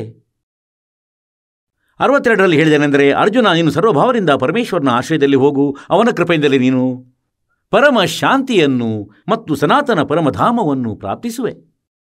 ಸನಾತನ ಪರಮಧಾಮ, ಅಲ್ಲಿಗೆ ಹೋದ ಬಳಿಕ ನಂತರ ಎಂದಿಗೂ ಹಿಂದಿರುಗಿ ಮರಳಿ ಪ್ರಪಂಚಕ್ಕೆ ಬರಲಾರರು. ಅಂದರೆ ಅಲ್ಲಿ ಶಾಶ್ವತವಾದ ಸುಖವಿದೆ, ಪರಮ ಶಾಂತಿ ಇದೆ, ಸದಾ ಸುಖವಿದೆ, ಅಲ್ಲಿ ದುಃಖ ಇಲ್ಲವೇ ಇಲ್ಲ. ತನ್ನ ವಿಷಯದಲ್ಲಿ ಹೇಳುತ್ತಾನೇನೆಂದರೆ, ನೀನು ನನ್ನ ಆಶ್ರಯದಲ್ಲಿ ಇರಬೇಕಾದರೆ ಯುದ್ಧ ಕೂಡ ಮಾಡಬೇಕಾಗುವುದು. ಗೀತಜ್ಞಾನದಾತ ಹೇಳುತ್ತಾನೆ 8ನೇ ಅಧ್ಯಾಯದ 7ನೇ ಶ್ಲೋಕದಲ್ಲಿ. ಅರ್ಥಾತ್ ಇಲ್ಲಿ ಶಾಂತಿ ಎಂಬ ವಸ್ತುವೇ ಇಲ್ಲ. ಯುದ್ಧವನ್ನು ಕೂಡ ಮಾಡಬೇಕಾಗುವುದು, ರಣರಂಗದಲ್ಲಿರಿದು ಕಾದಾಡಲು ಬೇಕಾಗುತ್ತದೆ. ನನ್ನ ಆಶ್ರಯದಲ್ಲಿ ಇರಬೇಕಾದರೆ, ಅವನ ಆಶ್ರಯದಲ್ಲಿ ಹೋಗುವುದಾದರೆ ತತ್ವದರ್ಶಿ ಸಂತನ ಹುಡುಕಾಟ ಮಾಡಿಕೊ. ಅವರೇನು ಸಾಧನೆ ಹೇಳುತ್ತಾರೆ ಹಾಗೆ ಮಾಡಿಕೊ. ನಂತರ ಅವನ ಆಶ್ರಯದಲ್ಲಿ ಹೊರಟು ಹೋಗುವೆ. ಅವನ ಆಶ್ರಯಕ್ಕೆ ಹೋದ ಬಳಿಕ ನಂತರ ನೀನು ಎಂದಿಗೂ ಹಿಂದಿರುಗಿ ಪ್ರಪಂಚಕ್ಕೆ ಬರಲಾರೆ ಮತ್ತು ಸನಾತನ ಪರಮಧಾಮವನ್ನು ಮತ್ತು ಪರಮ ಶಾಂತಿಯನ್ನು ಪ್ರಾಪ್ತಿಸುವೆ, ಸುಖ ಸಾಗರವನ್ನು ಪ್ರಾಪ್ತಿಸುವೆ. ಆ ಸುಖ ಸಾಗರ ಹೇಗಿದೆ ಅಂದರೆ, ಸಂಖೋं ಲಹರ್ ಮೇರ್ ಕಿ ಉಪಜ ಕಹರ್ ನಹಿ ಜಾ ಕೋಯಿ. ಸತ್ಯಲೋಕದಲ್ಲಿ ಯಾವ ಕಷ್ಟವಿಲ್ಲ, ಯಾವ ಟೆನ್ಷನ್ ಇಲ್ಲ. ಅಂದರೆ ಒಮ್ಮೊಮ್ಮೆ ಏಕಾಂತ ಸ್ಥಾನದಲ್ಲಿ ಕುಳಿತಿರುವಾಗ ಒಬ್ಬಂಟಿಯಾಗಿದ್ದು, ಆಗ ಒಂದೇ ಸಾರಿ ಅಲೆ ಏಳುತ್ತದೆ ಒಳಗಿನಿಂದ. ದಾಸರೊಡನೆಯಂತೂ ಬಹಳ ಸಾರಿ ಆಗುತ್ತದೆ ಹೀಗೆ. ಆ ಸಮಯದಲ್ಲಿ ಹೀಗನಿಸ್ತದೆ, ಯಾರೇ ಆಗಿರಲಿ, ಬೇಕಾದರೆ ನಮಗೆ ಎಷ್ಟೇ ಕಷ್ಟ ಕೊಡುತ್ತಿದ್ದರೆ, ಎಷ್ಟೇ ನಮ್ಮೊಡನೆ ಅತ್ಯಾಚಾರ ಮಾಡಿದ್ದಿರಬಹುದು, ಅವರ ಪ್ರತಿ ಕೂಡ ಅಸಹನೆ ಎಂಬುದು ಇರುವುದಿಲ್ಲ. ಒಂದು ಇಂತಹ ಸದ್ಭಾವನೆ ಹೇಳುತ್ತದೆ, ಒಂದು ಇಂತಹ ಅಲೆ ಹೇಳುತ್ತದೆ ಒಳಗಿನಿಂದ. ಅದು ಸ್ವಲ್ಪ ಹೊತ್ತು ಇರುತ್ತದೆ. ಅದರ ನಂತರ ಬಹಳಷ್ಟು ಪ್ರಯತ್ನ ಮಾಡುತ್ತೇವೆ. ಅಂದರೆ ಅದೇ ವ್ಯಕ್ತಿಯ ಕುರಿತು ನಂತರ ಎಂದು ಮನದಲ್ಲಿ ದುಃಖವಾಗದಿರಲಿ. ಅಂದರೆ ಅವನು ನಮಗೆ ಬಹಳ ಸತಾಯಿಸಿರುವನು, ಬಹಳ ಕಷ್ಟ ನೀಡಿರುವನು, ದುಃಖವಂತೂ ಆಗುವುದಿಲ್ಲ. ಆದರೆ ನಂತರ ಆ ಅಲೆ ಬರುವುದಿಲ್ಲ. ಅಂದರೆ ಹೇಳುವ ಅರ್ಥವೇನೆಂದರೆ, ಅದು ದಯಾಭಾವನೆಯ ಅಲೆಯಾಗಿತ್ತು ಮತ್ತು ಅದು ಹೋಗುತ್ತಲೇ ಇಲ್ಲಿ ಎಲ್ಲ ದ್ವೇಷಗಳ ಅಲೆಗಳು ಶುರುವಾಗುತ್ತವೆ. ಹೀಗಲ್ಲ, ಹಾಗಲ್ಲ, ಅವನಿಗೆ ಹಾಗೆ ಮಾಡುವೆ, ಇವನಿಗೆ ಹೀಗೆ ಮಾಡುವೆ, ಮತ್ತು ಅವನು ಹೀಗೇಕೆ ಹೇಳಿದ, ಅದಾಯಿತು, ಇದಾಯಿತು, ಹೀಗೆ ದ್ವೇಷದ ಅಲೆಗಳು ಶುರು ಆಗುತ್ತವೆ. ಹೀಗೆ ಸತ್ಯಲೋಕದ ಬಗ್ಗೆ ಮಾಹಿತಿಯನ್ನು ನೀಡುತ್ತಾ ಪರಮೇಶ್ವರರು ಹೇಳಿದ್ದಾರೆ, ಸಂಖೋं ಲಹರ್ ಮೇರ್ ಕಿ ಉಪಜೆ ವಾ ಕಹರ್ ನಹಿ ಜಾ ಕೋಯಿ. ಅಲ್ಲಿ ಯಾವ ದುಃಖವಿಲ್ಲ, ಯಾವ ಕಷ್ಟವಿಲ್ಲ. ದಾಸ್ ಗರೀಬ್ ಅಚಲ್ ಅವಿನಾಶಿ. ಅಚಲ ಯಾವುದು ಸದಾ ಸ್ಥಿರ, ಎಂದಿಗೂ ನಷ್ಟವಾಗದು, ಸ್ಥಿರವಾದುದು, ನಾಶವಾಗದು. ಅಚಲ್ ಅವಿನಾಶಿ ಸುಖ ಕಾ ಸಾಗರ ಸೋಯಿ. ಅದು ಸುಖದ ಸಾಗರವಾಗಿದೆ. ಸಾಗರ ಅಂದರೆ ಸಮುದ್ರ. ಸಮುದ್ರದಲ್ಲಂತೂ ಜಲವೇ ಜಲ, ಜಲವೇ ಜಲ. 100-200 ಕಿಲೋಮೀಟರ್ ವ್ಯಕ್ತಿ ಹೊರಟು ಹೋದರೆ ಯಾವುದೇ ಹಡಗು ನೌಕೆಯಲ್ಲಿ ಕುಳಿತುಕೊಂಡು ಮತ್ತು ನಂತರ ನೋಡಿದರೆ ಅಲ್ಲಿ ಏನೂ ವಸ್ತು ಕಾಣಿಸುವುದಿಲ್ಲ, ಕೇವಲ ಜಲವೇ ಜಲ, ಜಲವೇ ಜಲ. ಹೀಗೆ ಸತ್ಯಲೋಕದಲ್ಲಿ ಕೂಡ ಕೇವಲ ಸುಖವೇ ಸುಖ, ಸುಖವೇ ಸುಖ, ಸುಖವೇ ಸುಖ, ಇನ್ನೇನೂ ಇಲ್ಲ. ಹೀಗಾಗಿ ಅದನ್ನು ಸುಖ ಸಾಗರವೆನ್ನುತ್ತಾರೆ. ಮತ್ತಲ್ಲಿ ದಯಾಳು ಭಗವಂತನಿರುತ್ತಾನೆ. ಮತ್ತಿದು ಕಾಲನ ಲೋಕವಾಗಿದೆ. ಈಗ ಒಂದು ಬಾರಿ ಪರಮೇಶ್ವರರು ಧರ್ಮದಾಸರಿಗೆ, ಆ ಪುಣ್ಯಾತ್ಮರಿಗೆ ಅಂತೆ ಆ ಪರಮಾತ್ಮ ಲೀಲೆ ಮಾಡುತ್ತಾರೆ. ವೇದಗಳು ಅದರ ಸಾಕ್ಷಿ ನುಡುತ್ತವೆ. ಅಂದರೆ ಇವರು ಇಂತಹ ಲೀಲೆಯನ್ನು ಮಾಡುತ್ತಾರೆ. ಧರ್ಮದಾಸರಿಗೆ ಒಂದು ಸಿಕ್ಕಿದ್ದರು, ಇನ್ನೂ ಬೇರೆ ಮಹಾಪುರುಷರಿಗೆ ಸಿಕ್ಕಿದರು. ಪರಮಾತ್ಮನು ಪರಿಭಾಷೆಯನ್ನು ಹೇಳಿದ್ದರು, ಈ ಕ್ಷರಪುರುಷನದು, ಈ ಕಾಲನದು. ಈಗ ಧರ್ಮದಾಸರು ಹೇಳುತ್ತಿದ್ದರು ಏನೆಂದರೆ, ಹೇ ಭಗವಂತ, ತಾವು ಇವನನ್ನು ಕಾಲ ಹೇಳುತ್ತಿರುವಿರಿ. ನೋಡಿ, ಇಲ್ಲಿ ಭಗವಂತನು ಎಷ್ಟು ಅನುಕೂಲಗಳನ್ನು ಮಾಡಿಟ್ಟಿದ್ದಾನೆ. ಅಂದರೆ ಎಂತಹ ಒಳ್ಳೆಯ ತೋಟಗಳಿವೆ, ಅದರಲ್ಲಿ ಫಲಭರಿತ ವೃಕ್ಷಗಳಿವೆ. ಎಷ್ಟು ಒಳ್ಳೆಯ ಜಮೀನು ಪೃಥ್ವಿಯನ್ನು ನೀಡಿರುವನು. ಹೇಗೆ ಗಾಳಿ ಬೀಸುತ್ತಿರುತ್ತದೆ, ಒಮ್ಮೆ ಮಳೆಯಾಗುತ್ತಿದೆ. ಎಷ್ಟು ಒಳ್ಳೆಯ ದವಸ ಧಾನ್ಯ ಉತ್ಪತ್ತಿಯಾಗುತ್ತದೆ. ಮತ್ತು ಎಂಥೆಂಥ ಸೌಲಭ್ಯಗಳನ್ನು ಕೊಟ್ಟಿಟ್ಟಿದ್ದಾನೆ. ನದಿಗಳು ಹರಿಯುತ್ತವೆ, ಕೆಳಗೆ ಭೂತಳದಲ್ಲಿ ನೀರೂ ಕೂಡ ಇದೆ. ಇದು ಎಷ್ಟು ಹಿತಕರವೆನಿಸುತ್ತಿದೆ, ಎಷ್ಟು ದಯಾಳು ಆಗಿದ್ದಾನೆ ಪರಮಾತ್ಮ. ಈಗ ಪರಮೇಶ್ವರರು ಹೇಳಿದ್ರೇನೆಂದರೆ, ಪುಣ್ಯಾತ್ಮರೇ, ನೀವು ಜೀವಿಗಳು ಮತ್ತು ಜೀವಿಯ ವಿಚಾರದ ಮಟ್ಟ ಜೀವಿಯಂತೆಯೇ ಇರುತ್ತದೆ. ಈಗ ಪರಮೇಶ್ವರರು ಬಂದು ಹೇಳಿದ್ರೇನೆಂದರೆ, ಈಗ ನೀವು ಯಾರನ್ನು ಭಗವಂತನೆಂದು ಭಾವಿಸಿದ್ದೀರೋ ಅವನು ಭಗವಂತನಲ್ಲ. मुला माया मग में बैठी अंसा चुन चुन खाई, ये ज्योत स्वरूपी कहे निरंजन में ही करता भाई। एक न करता दो न करता नौ ठहराए भाई, दसवां भी धुंधर में मिल जा सत्य कबीर दुहाई। ಪರಮಾತ್ಮ ಹೇಳ್ತಾರೆ, ಈ ಕಾಲನು ಭಗವಂತನಲ್ಲ ಮತ್ತು ಕಾಲನು ಹೇಳ್ತಾನೆ ನಾನು ಭಗವಂತನು, ಬೇರೆ ಯಾವ ಭಗವಂತನಿಲ್ಲ. ಈಗ ಪುಣ್ಯಾತ್ಮರೇ, ಶ್ರೀ ಶಿವಪುರಾಣದಲ್ಲಿ ಈ ಕಾಲನು ಯಾವಾಗ ಬ್ರಹ್ಮ ವಿಷ್ಣು ಇವರಿಬ್ಬರ ಮಧ್ಯೆ ಜಗಳವಾಯಿತು, ಶಿವರೂಪ ಧಾರಣೆ ಮಾಡಿ ಅವರ ಮಧ್ಯದಲ್ಲಿ ಮೊದಲಂತೂ ಒಂದು ಲಿಂಗ ನಿಲ್ಲಿಸಿಬಿಡುತ್ತಾನೆ. ಸ್ತಂಭ, ಉದ್ದವಾದದ್ದು, ತೇಜೋಮಯ ಸ್ತಂಭ. ನಂತರ ಸ್ವತಃ ಬರುತ್ತಾನೆ ಮತ್ತು ಹೇಳುತ್ತಾನೇನೆಂದರೆ, ನೀವು ತಮ್ಮನ್ನು ಸ್ವತಃ ಭಗವಂತರೆಂದುಕೊಂಡಿದ್ದೀರಿ. ನೀವು ಭಗವಂತರಲ್ಲ, ನಾನು ಭಗವಂತನು. ನನ್ನ ಹೊರತು ಯಾರೂ ಭಗವಂತನಿಲ್ಲ. ಈಗ ಪುರಾಣಗಳಲ್ಲಂತೂ ಅವನು ತನ್ನ ಪುತ್ರರಿಗೆ, ತನ್ನ ಅಧೀನದಲ್ಲಿರುವ ಜೀವಾತ್ಮಗಳಿಗೆ ಏನೇ ಹೇಳಲಿ, ಆ ಪುರಾಣ ಬೇರೆಯೇ ಸೆಪರೇಟ್ ಶಾಸ್ತ್ರಗಳಾಗಿವೆ. ಆಗ ಅವನು ಹೇಳಿದ ತಾನು ಭಗವಂತನು. ಈಗ ಇಲ್ಲಿ ಇವನು ಹೇಳ್ತಿದ್ದಾನೆ ಗೀತೆಯಲ್ಲಿ, ಅಂದರೆ ಏಕೆಂದರೆ ಗೀತೆಯ ಜ್ಞಾನ ವೇದಗಳದ್ದು ಮತ್ತು ವೇದದ ಜ್ಞಾನ ನೀಡಿದ್ದು ಪರಮೇಶ್ವರನು. ಕಬೀರ್ ದೇವರನು ಈ ಬ್ರಹ್ಮನ ಅಂತಃಕರಣದಲ್ಲಿ ಫೀಡ್ ಮಾಡಿಟ್ಟಿದ್ದಾರೆ. ಅವನು ಹೇಗಿತ್ತೋ ಹಾಗೆಯೇ ಹೇಳಬೇಕಾಯಿತು. ಹೀಗಾಗಿ ಪರಮಾತ್ಮ ಹೇಳ್ತಾರೆ, ಈ ಜ್ಯೋತಿಸ್ವರೂಪಿ ಈ ಬ್ರಹ್ಮ ಕೂಡ ಹೇಳುತ್ತಾನೇನೆಂದರೆ ನಾನು ಭಗವಂತನು, ಇವನು ಭಗವಂತನಲ್ಲ. ಭಗವಂತನ ಪರಿಭಾಷೆಯನ್ನು ಇಂದು ಹೇಳಲಾಗುತ್ತಿದೆ, ತಮಗೆ ಕೇಳಿರಂತೆ. ಈಗ ಅಂತೆಯೇ ಪರಮಾತ್ಮ ಹೇಳಿದರು, ಏನೆಂದರೆ ಧರ್ಮದಾಸ, ನೀನು ಇವನನ್ನು ಭಗವಂತನೆಂದು ತಿಳಿಯುತ್ತಿರುವೆ. ಇವನು ಇಷ್ಟೆಲ್ಲ ಸೌಲಭ್ಯಗಳನ್ನು ಕೊಟ್ಟಿಟ್ಟಿದ್ದಾನೆ. ಇವನಂತೂ ಕಾಲನು, ಇವನಂತೂ ಕಟುಕನು. ಹೇಗೆಂದರೆ ಕಟುಕ ಕುರಿಗಳನ್ನು ಸಾಕುತ್ತಾನೆ. ಆ ಕುರಿ ಮಂದೆಯಲ್ಲಿ ಗಂಡು ಕುರಿ ಮತ್ತು ಹೆಣ್ಣು ಕುರಿ ಎರಡನ್ನು ಬಿಟ್ಟು ಬಿಡುತ್ತಾನೆ. ಮತ್ತು ಯಾವುದರದ್ದು ಒಳ್ಳೆಯ ಸೇಲಿದೆ ಅಂದರೆ ಪ್ರತಿದಿನ 4-5 ಕುರಿಗಳದ್ದು. ಆಗ ಅವನೇನು ಮಾಡುತ್ತಾನೆ, ಒಂದು ಬಹಳ ದೊಡ್ಡ ಹುಲ್ಲುಗಾವಲನ್ನು ಕೊಂಡುಕೊಳ್ಳುತ್ತಾನೆ. ಬಹಳ ದೊಡ್ಡ ದೊಡ್ಡ ಕ್ಷೇತ್ರ, 10, 20, 50 ಎಕರೆ ಜಮೀನನ್ನು ಕೊಂಡುಕೊಳ್ಳುತ್ತಾನೆ. ಮತ್ತು ಅದರಲ್ಲಿ ಹುಲ್ಲು ಕಡ್ಡಿ, ಗಿಡ ಪೊದೆಗಳು, ಕಾಡಿನಂತೆ ಈ ಎಲ್ಲ ವೃಕ್ಷಗಳಿರುತ್ತವೆ. ಮತ್ತು ಅದರ 4 ಕಡೆಗಳಲ್ಲಿ ಅವನೊಂದು ಬೇಲಿ ಮಾಡುತ್ತಾನೆ, ಅವುಗಳನ್ನು ತಡೆ ಮಾಡುತ್ತಾನೆ. ಅದರೊಳಗೆ ಕುರಿಗಳನ್ನು ಬಿಟ್ಟು ಬಿಡುತ್ತಾನೆ ಫ್ರೀಯಾಗಿ. ಅದರಲ್ಲಿಯೇ ಒಂದು ಪುಟ್ಟದಾದ ಕೆರೆಯನ್ನು ಮಾಡುತ್ತಾನೆ. ಅದೇ ಕ್ಷೇತ್ರದಲ್ಲಿ ಒಂದು ಬಿಸಿಲು ಚಳಿಯಿಂದ ಕಾಪಾಡಿಕೊಳ್ಳುವಂತೆ ಕೆಲವೊಂದು ಗುಡಿಸಲಿನಂತೆ ಕಾಣುವಂತಹ ಉದ್ದ ಅಗಲದ ಶೆಡ್ ಹಾಕುತ್ತಾನೆ. ಈಗ ಹೇಗೆಂದರೆ ಆ ಗಂಡು ಕುರಿಗಳು ಮತ್ತು ಹೆಣ್ಣು ಕುರಿಗಳು ರಜೋಗುಣ ಯುಕ್ತರಾಗಿ ಸಂತಾನ ಉತ್ಪತ್ತಿಯನ್ನು ಮಾಡುತ್ತವೆ ಮತ್ತು ಅವುಗಳಲ್ಲಿ ಮೋಹ ಮಮತೆ ಕೂಡ ಇರುತ್ತದೆ. ಎಲ್ಲ ಪ್ರಾಣಿಗಳೊಳಗೆ ಈ 3 ಗುಣಗಳ ಪ್ರಭಾವ ಇದ್ದೇ ಇರುತ್ತದೆ. ಈಗ ಅವು ಮರಿಗಳನ್ನು ಹುಟ್ಟಿಸುತ್ತವೆ. ಎಲ್ಲ ಸೌಲಭ್ಯಗಳು, ಅಲ್ಲಿ ಜಲ ಕೂಡ ಇದೆ, ಬಿಸಿಲು ಚಳಿಯಿಂದ ಕಾಪಾಡಿಕೊಳ್ಳಲು ಶೆಡ್ಡಿವೆ ಅವುಗಳಿಗಾಗಿ. ಮಳೆ ಬಂದರೆ ಕೂಡ ಅವು ಅದರ ಕೆಳಗೆ ಓಡಿ ಬರುತ್ತವೆ. ಬಿಸಿಲು ಹೆಚ್ಚಾದರೆ ಶೆಡ್ನ ಕೆಳಗೆ ಅವುಗಳು ಬಂದು ಕುಳಿತುಕೊಳ್ಳುತ್ತವೆ. ಈಗ ಮುಗ್ಧ ಪ್ರಾಣಿಗಳು ಆ ಕಟುಕನನ್ನು ಯಾರು ಇಷ್ಟೊಂದು ಸೌಕರ್ಯಗಳನ್ನು ಕೊಟ್ಟು ಇಟ್ಟಿದ್ದಾನೋ ಅವನನ್ನು ತಮ್ಮ ಒಳ್ಳೆಯ ಮಾಲೀಕನೆಂದು ತಿಳಿಯುತ್ತವೆ ಮತ್ತು ಹೀಗೆ ಯೋಚಿಸ್ತವೆ. ಅಂದರೆ ನೋಡು, ಎಷ್ಟು ಒಳ್ಳೆಯವನು ನಮ್ಮ ಮಾಲೀಕನು, ನಮ್ಮದೆಷ್ಟು ಕೇರ್ ಟೇಕ್ ಮಾಡುತ್ತಾನೆ, ಎಷ್ಟು ಚೆನ್ನಾಗಿ ನೋಡಿಕೊಳ್ಳುತ್ತಾನೆ. ಜಲದ ಕೆರೆ ಇದೆ, ಮರಗಿಡಗಳು ಬಹಳ ಇವೆ, ಅಲ್ಲಿ ಅವು ಹುಲ್ಲು ಕಡ್ಡಿಗಳನ್ನು ತಿನ್ನುತ್ತವೆ ಮತ್ತು ಶೆಡ್ಡನ್ನು ಮಾರಿಟ್ಟಿದ್ದಾನೆ. ಮತ್ತು ಯಾವಾಗ ಆ ಕಟುಕ ಬರ್ತಾನೆ ಆ ಕುರಿಗಳ ಮಧ್ಯೆ, ಅವನಂತೂ ಬಂದು ನೋಡುತ್ತಾನೆ, ಪಕ್ಕ ಹಿಡಿದು ನೋಡ್ತಾನೆ, ಎಷ್ಟು ಮಾಂಸ ತುಂಬಿರಬಹುದು, ಇದರಲ್ಲಿ ಎಷ್ಟು ಕೆಜಿ ಮಾಂಸ ಇರಬಹುದು, ಎಷ್ಟಕ್ಕೆ ಮಾರಾಟವಾಗಬಹುದು ಎಂಬುದಾಗಿ. ಮತ್ತೆ ಅವು ಹೀಗೆ ಯೋಚಿಸ್ತವೆ, ಅಂದರೆ ನಮ್ಮ ದಯಾಳು ಮಾಲೀಕ ಬಂದನು ಮತ್ತು ಆ ಕುರಿಗಳು ಅವನನ್ನು ಪ್ರೀತಿಸ್ತವೆ, ಹೀಗೆ ನೆಕ್ಕುತ್ತವೆ ಮತ್ತು ಹೀಗೆ ತಮ್ಮ ಮುಂದಿನ ಕಾಲಗಳನ್ನು ಎತ್ತಿ ಅವನಿಗೆ ಪ್ರೀತಿ ನೀಡಬಯಸುತ್ತವೆ, ಹೀಗೆ ಪ್ರೀತಿ ಮಾಡಬಯಸುತ್ತವೆ. ಅಂದರೆ ಬಹಳ ಒಳ್ಳೆಯ ವ್ಯಕ್ತಿ ಇವನು, ಇಷ್ಟು ಅನುಕೂಲ ಮಾಡಿಟ್ಟಿರುವನು ಮತ್ತು ಅವನು ಬರುತ್ತಾನೆ ಇದನ್ನು ನೋಡಲು. ಅಂದರೆ ಇದೆಷ್ಟು ಕಿಲೋಗಳದ್ದಾಗಿರಬಹುದು, ಎಷ್ಟಕ್ಕೆ ಮಾರಾಟವಾಗಬಹುದು.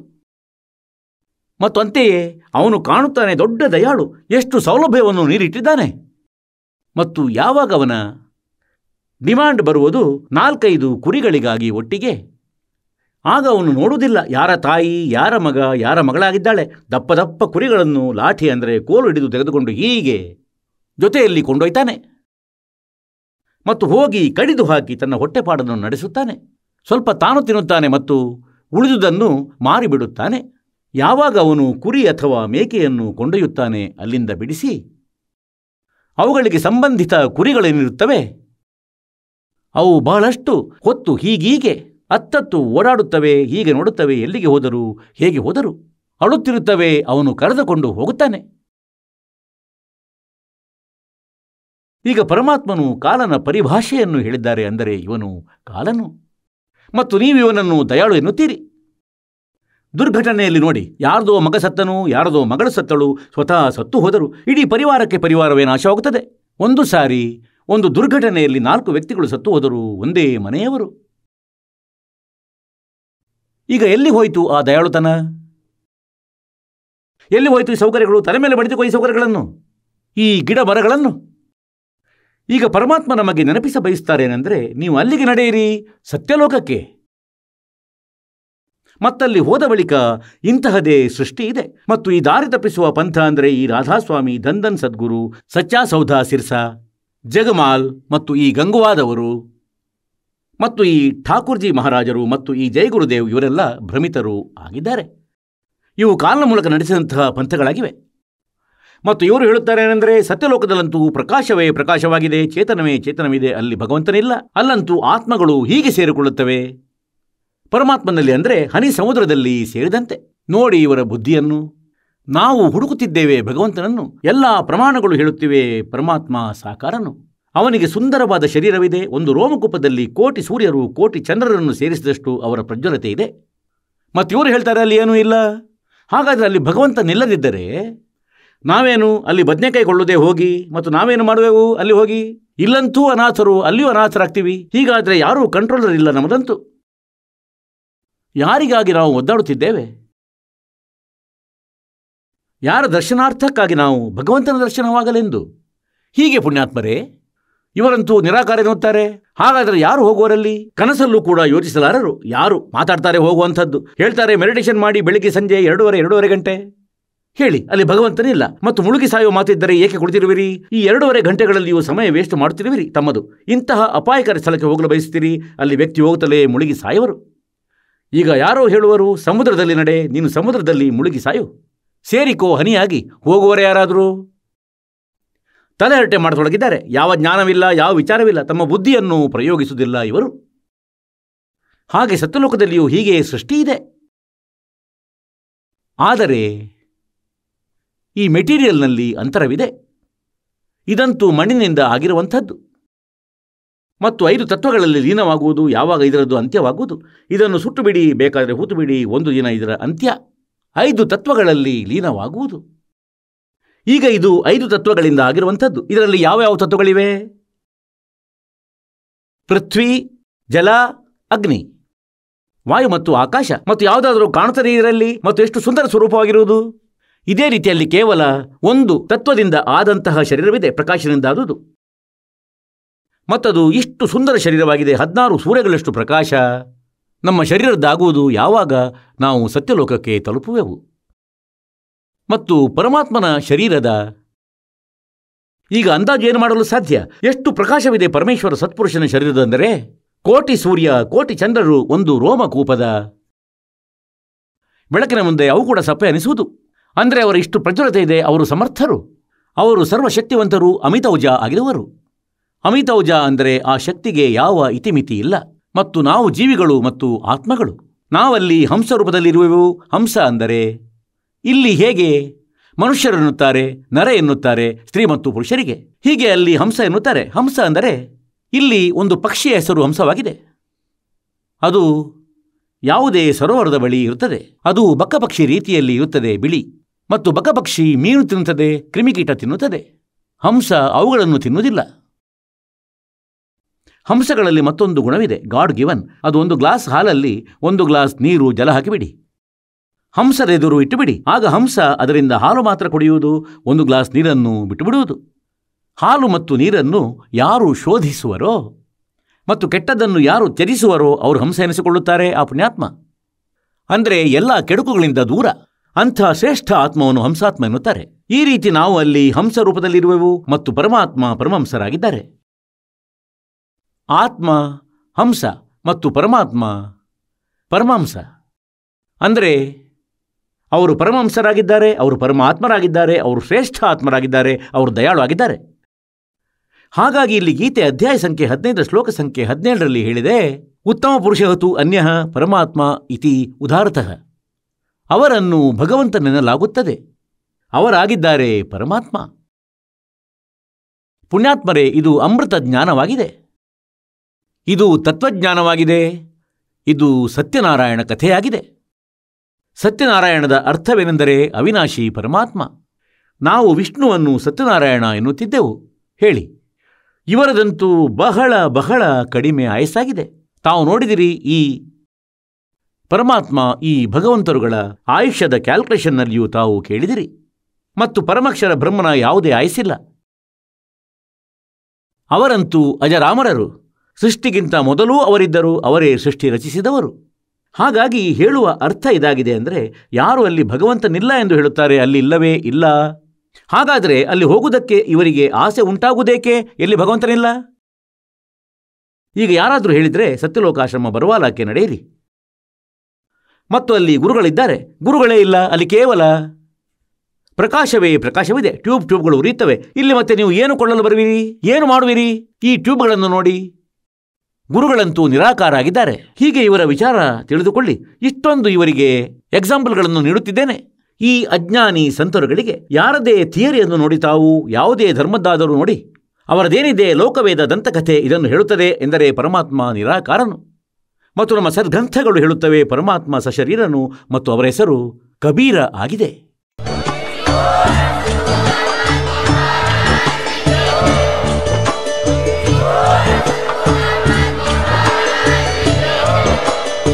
ನೀವು ಕೇಳಿದ್ದೀರಿ ಜಗದ್ಗುರು ತತ್ವದರ್ಶಿ ಸಂತ ರಾಮ್ಪಾಲ್ ಮಹಾರಾಜರ ಮಂಗಳ ಪ್ರವಚನ. ಹೆಚ್ಚಿನ ಮಾಹಿತಿಗಾಗಿ ವಿಸಿಟ್ ಮಾಡಿ ನಮ್ಮ ವೆಬ್ಸೈಟ್ www.jagadguru-rampalji.org. ಸಂತ ರಾಮ್ಪಾಲ್ ಮಹಾರಾಜರ ಶುಭ ಆಶೀರ್ವಾದದಿಂದ ಇಡೀ ವಿಶ್ವದಲ್ಲಿ 500ಕ್ಕೂ ಹೆಚ್ಚು ನಾಮದೀಕ್ಷಾ ಕೇಂದ್ರಗಳಿವೆ. ಇದರಲ್ಲಿ ಸಂತ ರಾಮ್ಪಾಲ್ ಮಹಾರಾಜರಿಂದ ನಿಶುಲ್ಕವಾಗಿ ಆನ್ಲೈನ್ ನಾಮದೀಕ್ಷೆ ಕೊಡಲಾಗುತ್ತಿದೆ. ತಮ್ಮ ಹತ್ತಿರದ ನಾಮದೀಕ್ಷಾ ಕೇಂದ್ರದ ಮಾಹಿತಿಗಾಗಿ ಸಂಪರ್ಕಿಸಿ 888 444 7302.